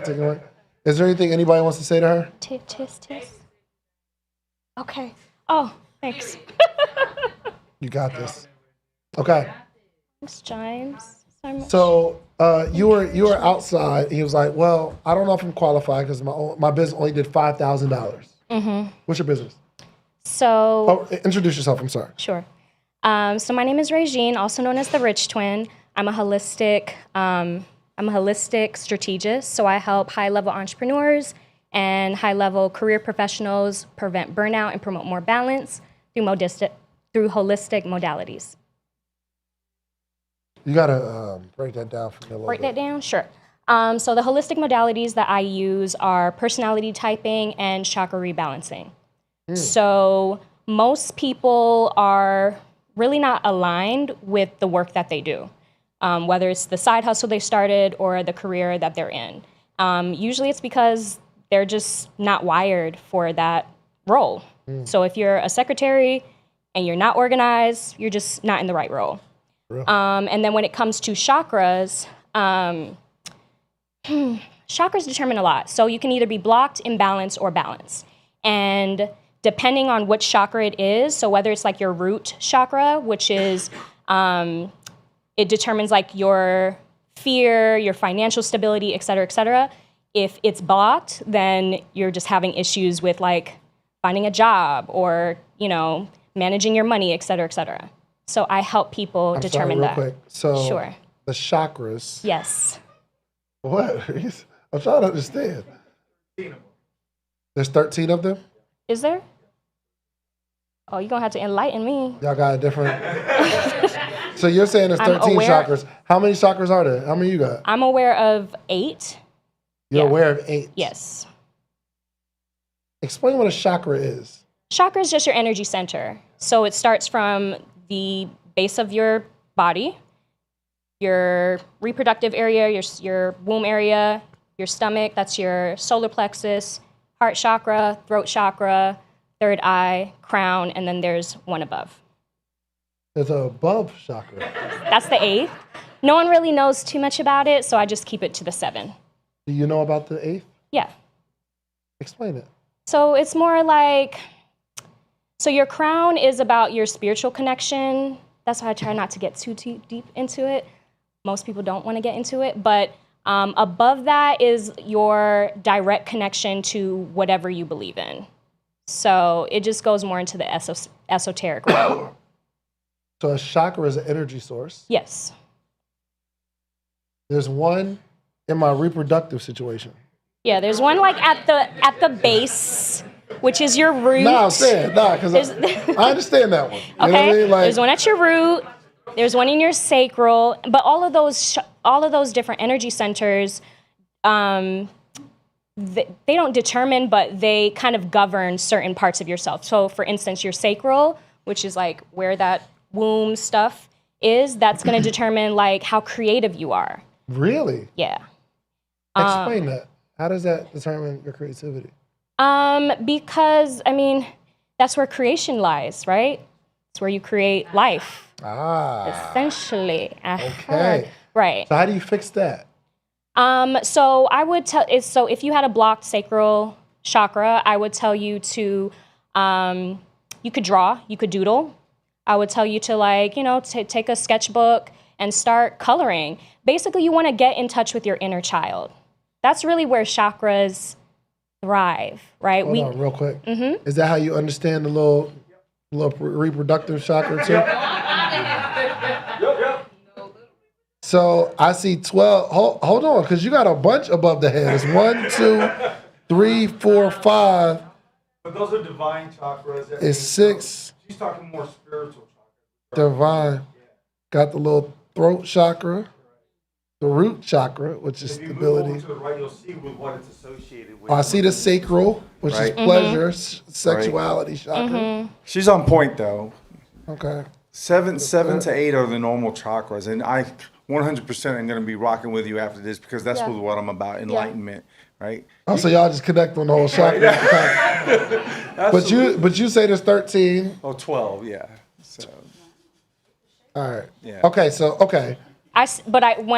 For people, I just stick to the 7. I don't go above the crown because it can get touchy for. Do you know how to fix your own chakras? Yes. Okay. What chakra are you? Where the money chakra at? That's the root chakra. Is it by your hips, like where the pockets? No. That's the root chakra. Yeah, you could actually even. So yeah, the root chakra. Uh-huh. And where? Is this your phone? The pink one? Okay. I mean, yeah, it's cool. Do it. Okay. Oh yeah. Okay, I got you. Okay. So is your biggest issue in your business making money? I would say so. I probably haven't gone all in Gotcha. with my business. Which chakra is the all-in chakra? That would be when all of them are aligned, when all of them are working. So yours aren't aligned. They're not. They're not. But so you for sure can align my joints. I see where you're going with that. No, I'm just asking. And I see where you're going with that. I could. Yeah, I could. I could guide you through a process to get your chakras into realignment. But I see where you're going with that. But you can fall in and out of balance or blockages anytime, all the time. So it's just why about. would I pay you if you fix my chakras and I fall out of balance? Well, I would give you the tools to get back into a realignment. So you know what works for you as far as how to get back into realignment. And here's what I understand. Sometimes it's really, a trainer may have a problem losing weight, but they can help somebody lose weight. Mm-hmm. I get it. No problem. But I think it's important that if this is your business, you at least get your own chakra alignment together. Mm-hmm. Is it that you don't care to do it or you don't know how to? No. It's that, no, it's a practice, right? So it's like a daily practice, like meditation. I do sambo therapy. Is it working? I believe so. Well, we still For have myself, yeah. We have the problem of not going all in. Mm-hmm. And I believe, out of what you're saying, one of them chakras should control your all-in chakra. Your all-in. Right. It's something, And I know what don't know it is. the term Yeah, of it. it's my root chakra. It's your root chakra. It's my you root know chakra. it. I know that. I know that. So okay, let's talk about this root chakra. Uh-huh.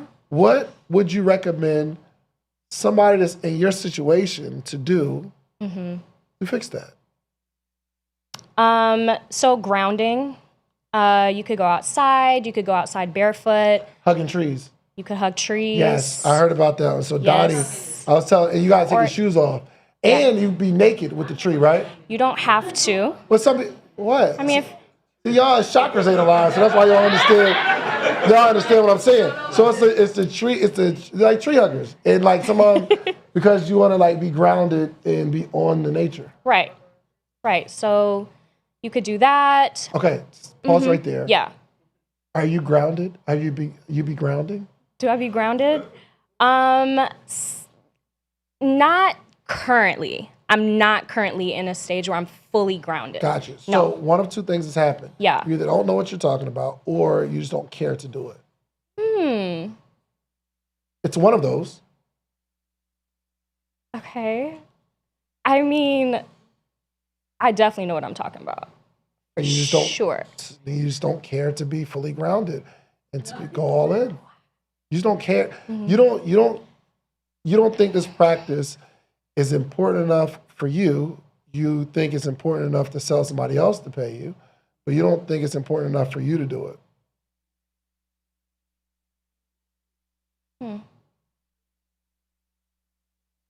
That's why I wouldn't be a personal trainer. I don't think it's important enough for me to go to the gym all the time. I don't like it. I just don't, Smitty, okay? It's like, you know how you go to the gym and you do like a hard workout and you leave? How do you feel? Sore. I feel worse. Right. I say to myself, why did I just do that? I'm tired, I'm exhausted, my kids want to play, my arms hurt. I'm like, that was a bad decision. I shouldn't have did that. I feel worse when I leave the gym. So I wouldn't be a trainer because, one, I don't know what I'm doing, and two, I don't care enough to do it. Entrepreneurship coach, I'm doing the stuff that I'm telling people to do every day. Morning Meetup family, right? I'm telling you all the stuff that I do on a regular basis. I'm doing it. I'm not just teaching it. So one, I know what I'm doing because I can coach other people through it. Two, I care enough to do it. That's why business continues to grow. My brand continues to grow because I understand those two. So something's happening here. You either, if you're saying you care and you're passionate and you know this is the way to be successful and you like, this is your passion, then you just don't know what you're doing because it's not working for you. Or you know what you're doing, you just don't care enough to do it, which makes you even more hypocritical because you're pushing something that's supposed to be important on them, but it's not important for you. Which one is it? Oh.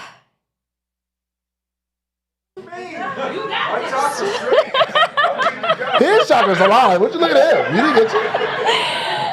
You said all 12 of my joints is right. I am looking, well, I do care. Do you? I do care. It's just been things just been shaky. Things have been Okay. I have. If you care, Uh-huh. and I don't think you don't care, Yeah. there has to be something that you care more about than that. Because every day we have a decision to make. Yeah. We can do this or that. Yes. All day. This is decisions. I could come here to this free workshop or I could not. It's just decisions. Yeah. And you made a decision to come. So this coming here was more important than something else. You wanted to watch your show, be like, all right, well, watching my show isn't as important as this, so I'm gonna come here. Right. Maybe there was, I don't know, somebody wanted to take you on a date and you're like, nah, not tonight because this is more important than that date. We get to make those decisions. So every day you're making a decision. So it's up to you to find out what's more important than this thing that you're preaching to people. I got you. I hear you. I hear you.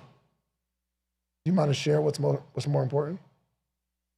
I think, yeah, I have like other stresses and businesses that I am trying to finish out projects and complete and blah, blah, blah, blah, blah. So yeah, I have a land bank I'm trying to finish. I got cars, I'm trying to make sure it's rented, So I have like other stresses that, yeah, that prioritize over. Which one's the squirrel chakra? The one that caused you to focus on a bunch of stuff. It's one of them got to be a chakra, okay? Focus? The confusion chakra. Which one is that? Which one is that? I would say like crown. It got to be somewhere between here, right? About like focus? About focus. Which one is that? Yeah, I would say like crown, like having or your third eye, which is like having a tunnel vision, focus. This is what I'm going for. You need to work on your root and your crown. I could be a coach. I could be a chakra coach. Am I right? Yeah. So we need to focus on those. And here's the cool thing. We can fix it, but we can't fix everything. We can fix some stuff. We can't fix everything simultaneously. So I know there's a bunch of stuff wrong with my business. There's a bunch of stuff wrong with my relationship. There's a bunch of stuff wrong with my team and like there's a bunch of stuff. But I don't focus on the bunch of stuff. There's always one thing that I'm fixing. And that's how I live my life. There's a thing that I'm focused on. There's a thing that I'm fixing. With Podcast Summit, that was the focus. And when you focus on something, other things hurt. Other things suffer because of a focus. And I'm mature enough as an entrepreneur to understand that happens. Yeah. And I'm willing to sacrifice stuff. I'm willing to sacrifice other things that I really like. So you might have to take them cars back.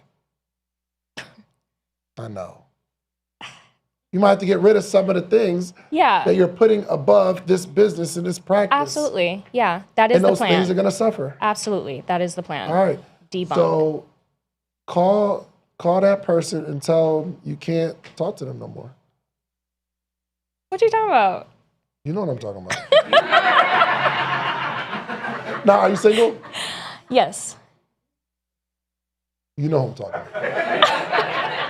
I don't know the person, but you know. It's a waste of time. Oh my gosh. Okay. And when they call, tonight probably, I'm working on my I'm working on my chakras. I gotta get together my root and my crown. I can't hang out with you. Because you're a waste of time, and every time I choose you, I'm letting myself suffer. Okay. Yeah. Yeah.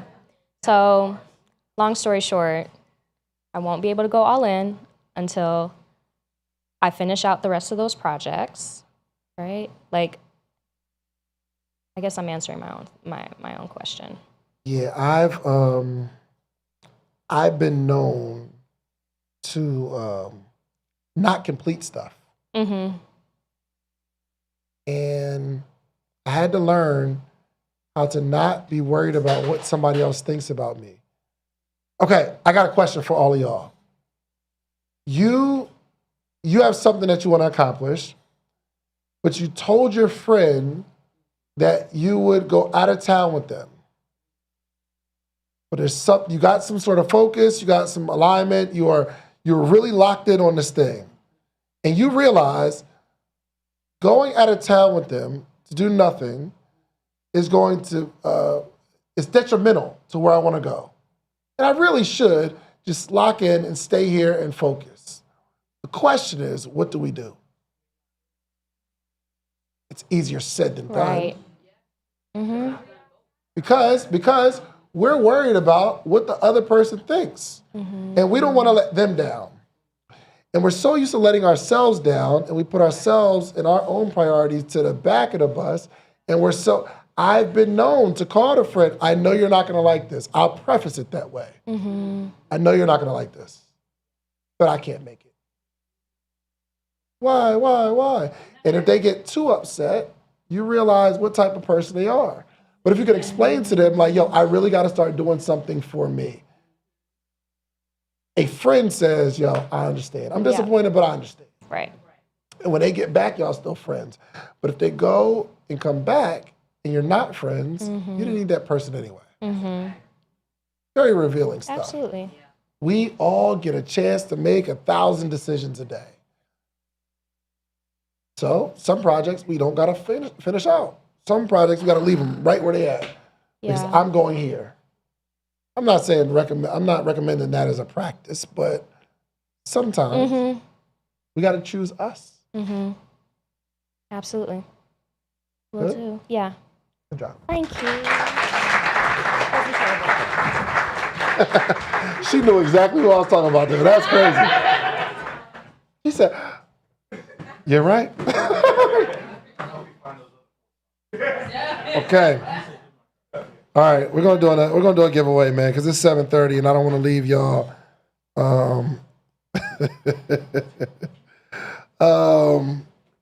We're gonna do another giveaway. Hey, listen, y'all go get it. Do you want to increase your chances?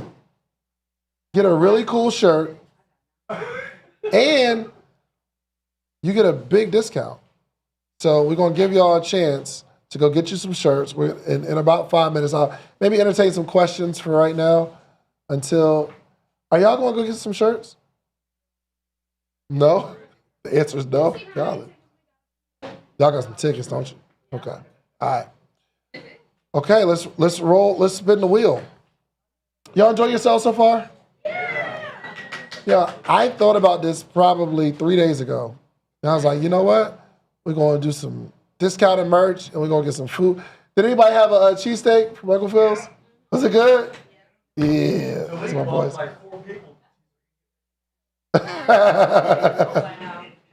All right, so actually, let's have our winner choose the next winner. You can't win twice. I'm sorry. So stop looking at. Put them away. I'm not giving you. You can't win twice. No. That wasn't the rules. Hey, whoever bought cheesesteaks,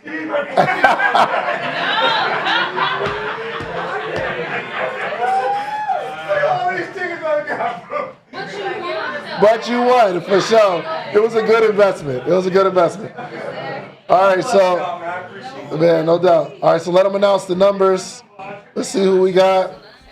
This is fun, man. I should give away like a computer every month because this was valuable for me. All right, where's Zell?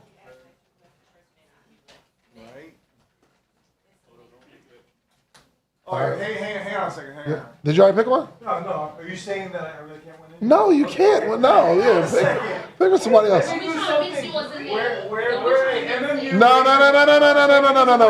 Put him down. No. I mean, somebody could benefit from that, right? Like me. But how do you decide? No, it's not fair because how do you decide? How do you decide who he gives it to? Well, okay, we'll take a vote. We'll take a vote. Raise your, hold on. Do the employees get one too? Raise your hand if you think he should be able to select his people and give them tickets to win. If we include it. Okay, hands down. How many people feel like you should be able to use the ticket you got and let's make it happen? Hands up. All right, you can give them away. I mean, do your thing. You raise your hands. That's our morning meetup, family. That's what we got to stick together. I like that. I like that. Yes. Okay. Fine. Now y'all know. Y'all know. Y'all have no chance. Y'all get them tickets away. Get them tickets away. Get them tickets away. Yeah. No. Y'all are something else. Yo. Do not, yo, Smitty does not get a ticket. No. You is not part of the morning meetup. Yo. Smitty is way too rich. He can go buy his own computer, okay?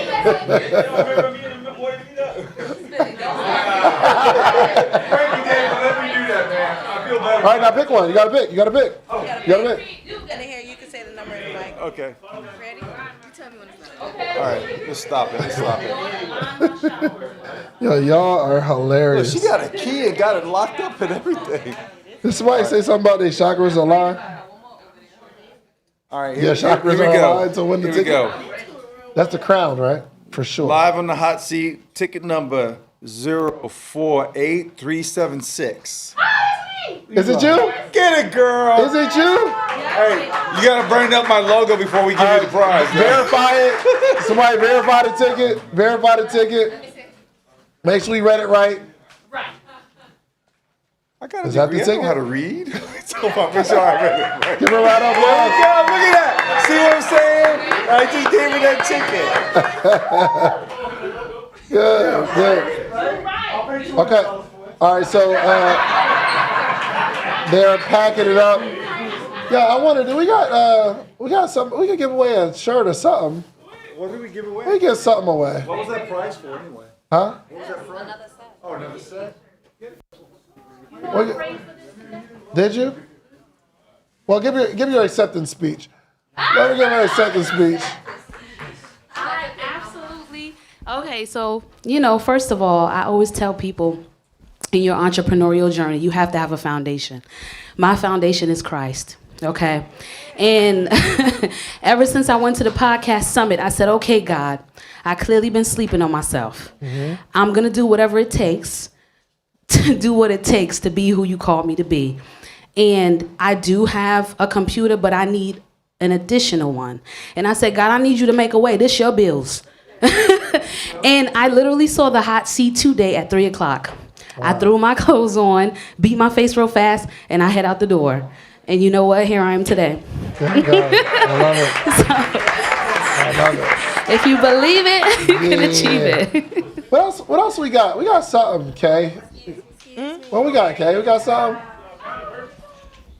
Some merch. Give away some merch? Let's give away some merch. All right, they can pick whatever they want off the table. Yes. Let's go. All right, so you got to pick the winner. 1 second. Come on. 1 second, come on. David. What's up? Huh? I just have a quick question. Oh, okay. Hold on 1 second. Before you get there, hand it to Smitty real quick. He said he got something. Yeah. I'll give somebody my $5,000 program for whoever want to win. For free, Hey, look. Yeah. Hey, and Smitty got a real $5,000 program. Yo, Smitty, can you tell them what you do though? Yeah. Can you stand up real quick. Oh, I got you. So I just help business owners leverage credit to start businesses and investments. So anybody that got an LLC, just teaching you strategies of how to leverage it to be able to get access to capital for you can start businesses and investment for, or I use it for like marketing or to invest into myself when it comes to programs and stuff like that. Just all the ways we can leverage business funding to be able to start businesses and investments. And with this one, you're gonna get a bonus package, which that's getting help with starting a business that I start that make me a lot of money. All right, so I got a business funding company, had a credit repair business and some digital stuff in there. So like all combined things that I use to make active cash flow in today's day, I put it in there as well. So you get all that within that package. And you get weekly Zoom calls with me. So that's gonna be pretty dope too for you guys to be able to get Zoom calls with a 7-figure entrepreneur. All right. I think that's dead. Good. I think that little thing might be dead. Right, Reese? Yeah, that's Reese. Okay. All right, let's do it. Can you give your tickets away? I ain't mad with this whole little community vibe. I ain't mad with the community vibe. Okay. All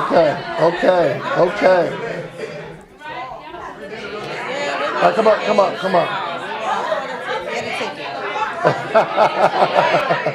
Yo, and real quick, as you're doing that. So look, I've seen.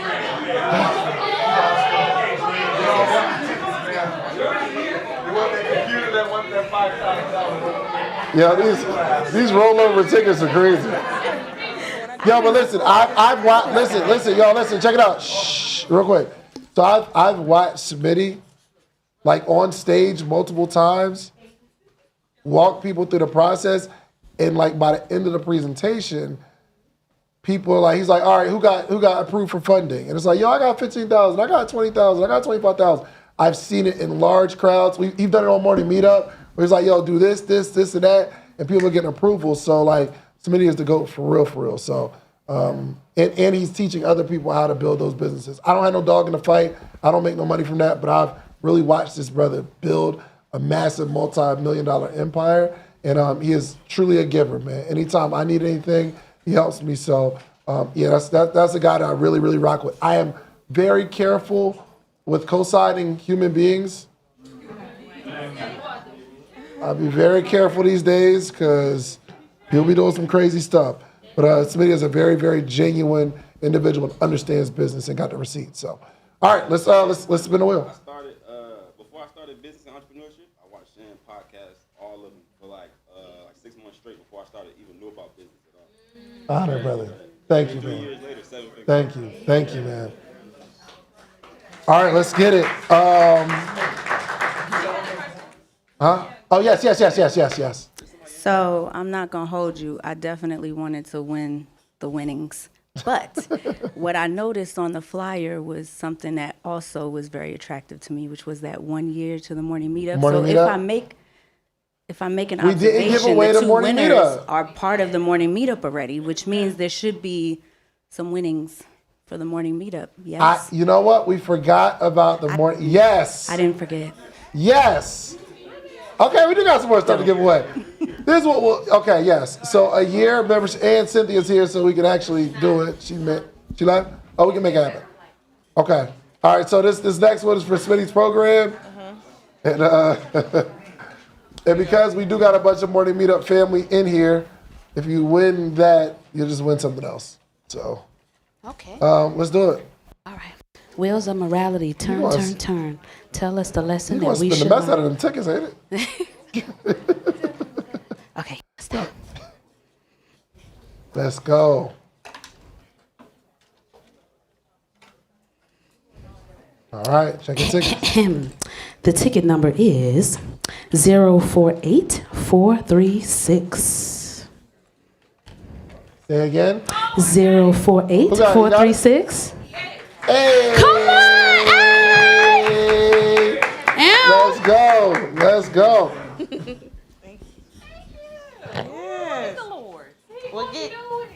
Yes. Was the one died? Okay. Congratulations. Yes, now you can. Okay, so Get connected Smitty, with- you'll be able to connect with her. So let's take a drawing for the Morning Meetup. We'll do 2 of those, and then we're gonna get out of here because I've been traveling all day, and I'm going home. Okay. Where you going? Where you going? Yeah, hold on. No, he's not going away. Pick the tickets first. And then, yeah.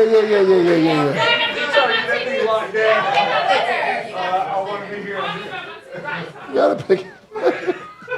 I'm sorry I started the trend. I didn't plan for it to go this way.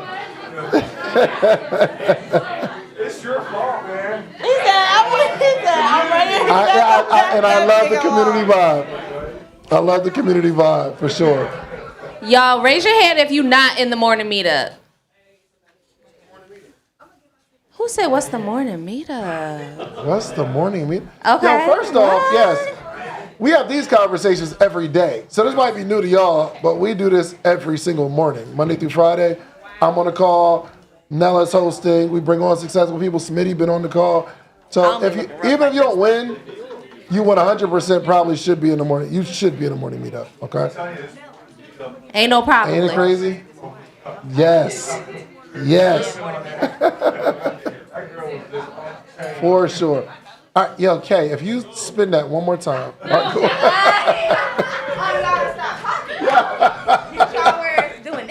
Okay, all right. We got a ticket? Okay, so I'm opening Yes, the pick ticket two. box. Pick two. And I don't know what she said, but the wheels of morality or something like that. We have, yes. Okay. 048421. 048421. I just gave her a ticket. I gave her a So, ticket. It might not real be quick, what's your name? Tyrion. Tyrion. Yes. Are you in the morning meetup? I'm not. You're not in the morning meetup? No. You're in the morning meetup? Okay. Well, welcome to the family. Oh. I never forget about y'all. Okay, so, all right, so we'll make sure you get our information, Kay. And then who's the other one? 406. Last three numbers 406. 406. Anybody? 406. They left. You got 406? Clap it up, clap it up. All right, we'll make sure y'all get all y'all winnings and your prizes. Man, thank y'all for coming. I love this guy. Did y'all enjoy yourselves? Listen, man, go forth and be great. If y'all, listen, seriously. If you are not in the morning meetup, you are making a very, very big mistake. We have an amazing community of people that share together, grow together. They be doing meetups without me. What's up, Nikki? They be doing meetups without me. And I used to feel away, but I'm like, all right, well, they got their own little community in the community. I ain't mad at that. But we need to grow every day. So I don't know what your morning routine is, but our morning routine is we read, we get together, talk together, we share information, and we start our days on a high. And we go at it every single day. We hold each other accountable. It is $79 a month or like $500 for the whole year, but I'm literally on a call every single day. So this isn't like pre-recorded calls. Like we are live. We get together a couple times a year and y'all just come to the studio. We have full day workshops. It don't cost you nothing and I feed you. So like it is an amazing, amazing community. So if you want to grow as an entrepreneur, one of the things you're going to need, these are the three things you're going to need. You might take these down, and it might not be morning meetup, but you're going to need content. You got to create content. We're just in a world where people respond to content. You're going to need cash flow. So you have to have some sort of business model that can provide cash flow. And three, you're going to need community. You can't do it yourself.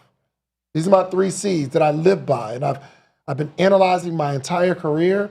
And I realized it's these 3 things that changed my life. My ability to create content, creating a community, either create it or join one.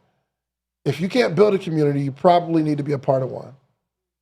And then 3, you have to have some sort of business that creates cash flow. And we focus every single day in this community on how we create content to create cash flow.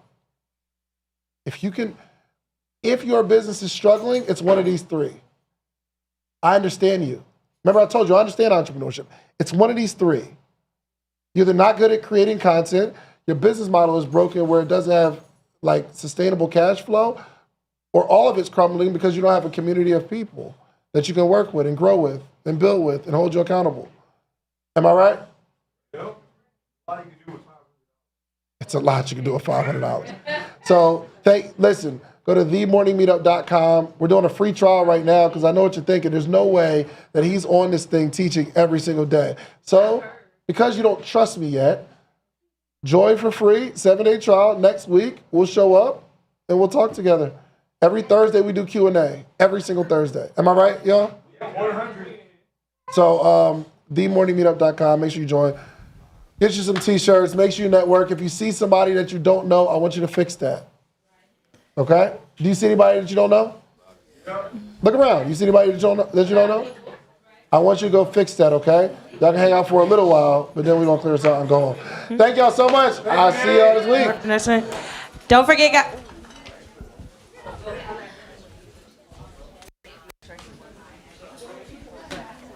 What's my dog? What up?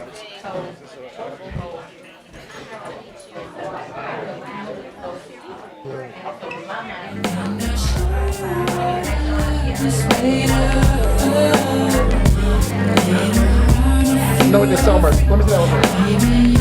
Hey, Matteo, real quick. Hold on, real quick. I got one last announcement. One last announcement. This is what I need y'all to do, okay?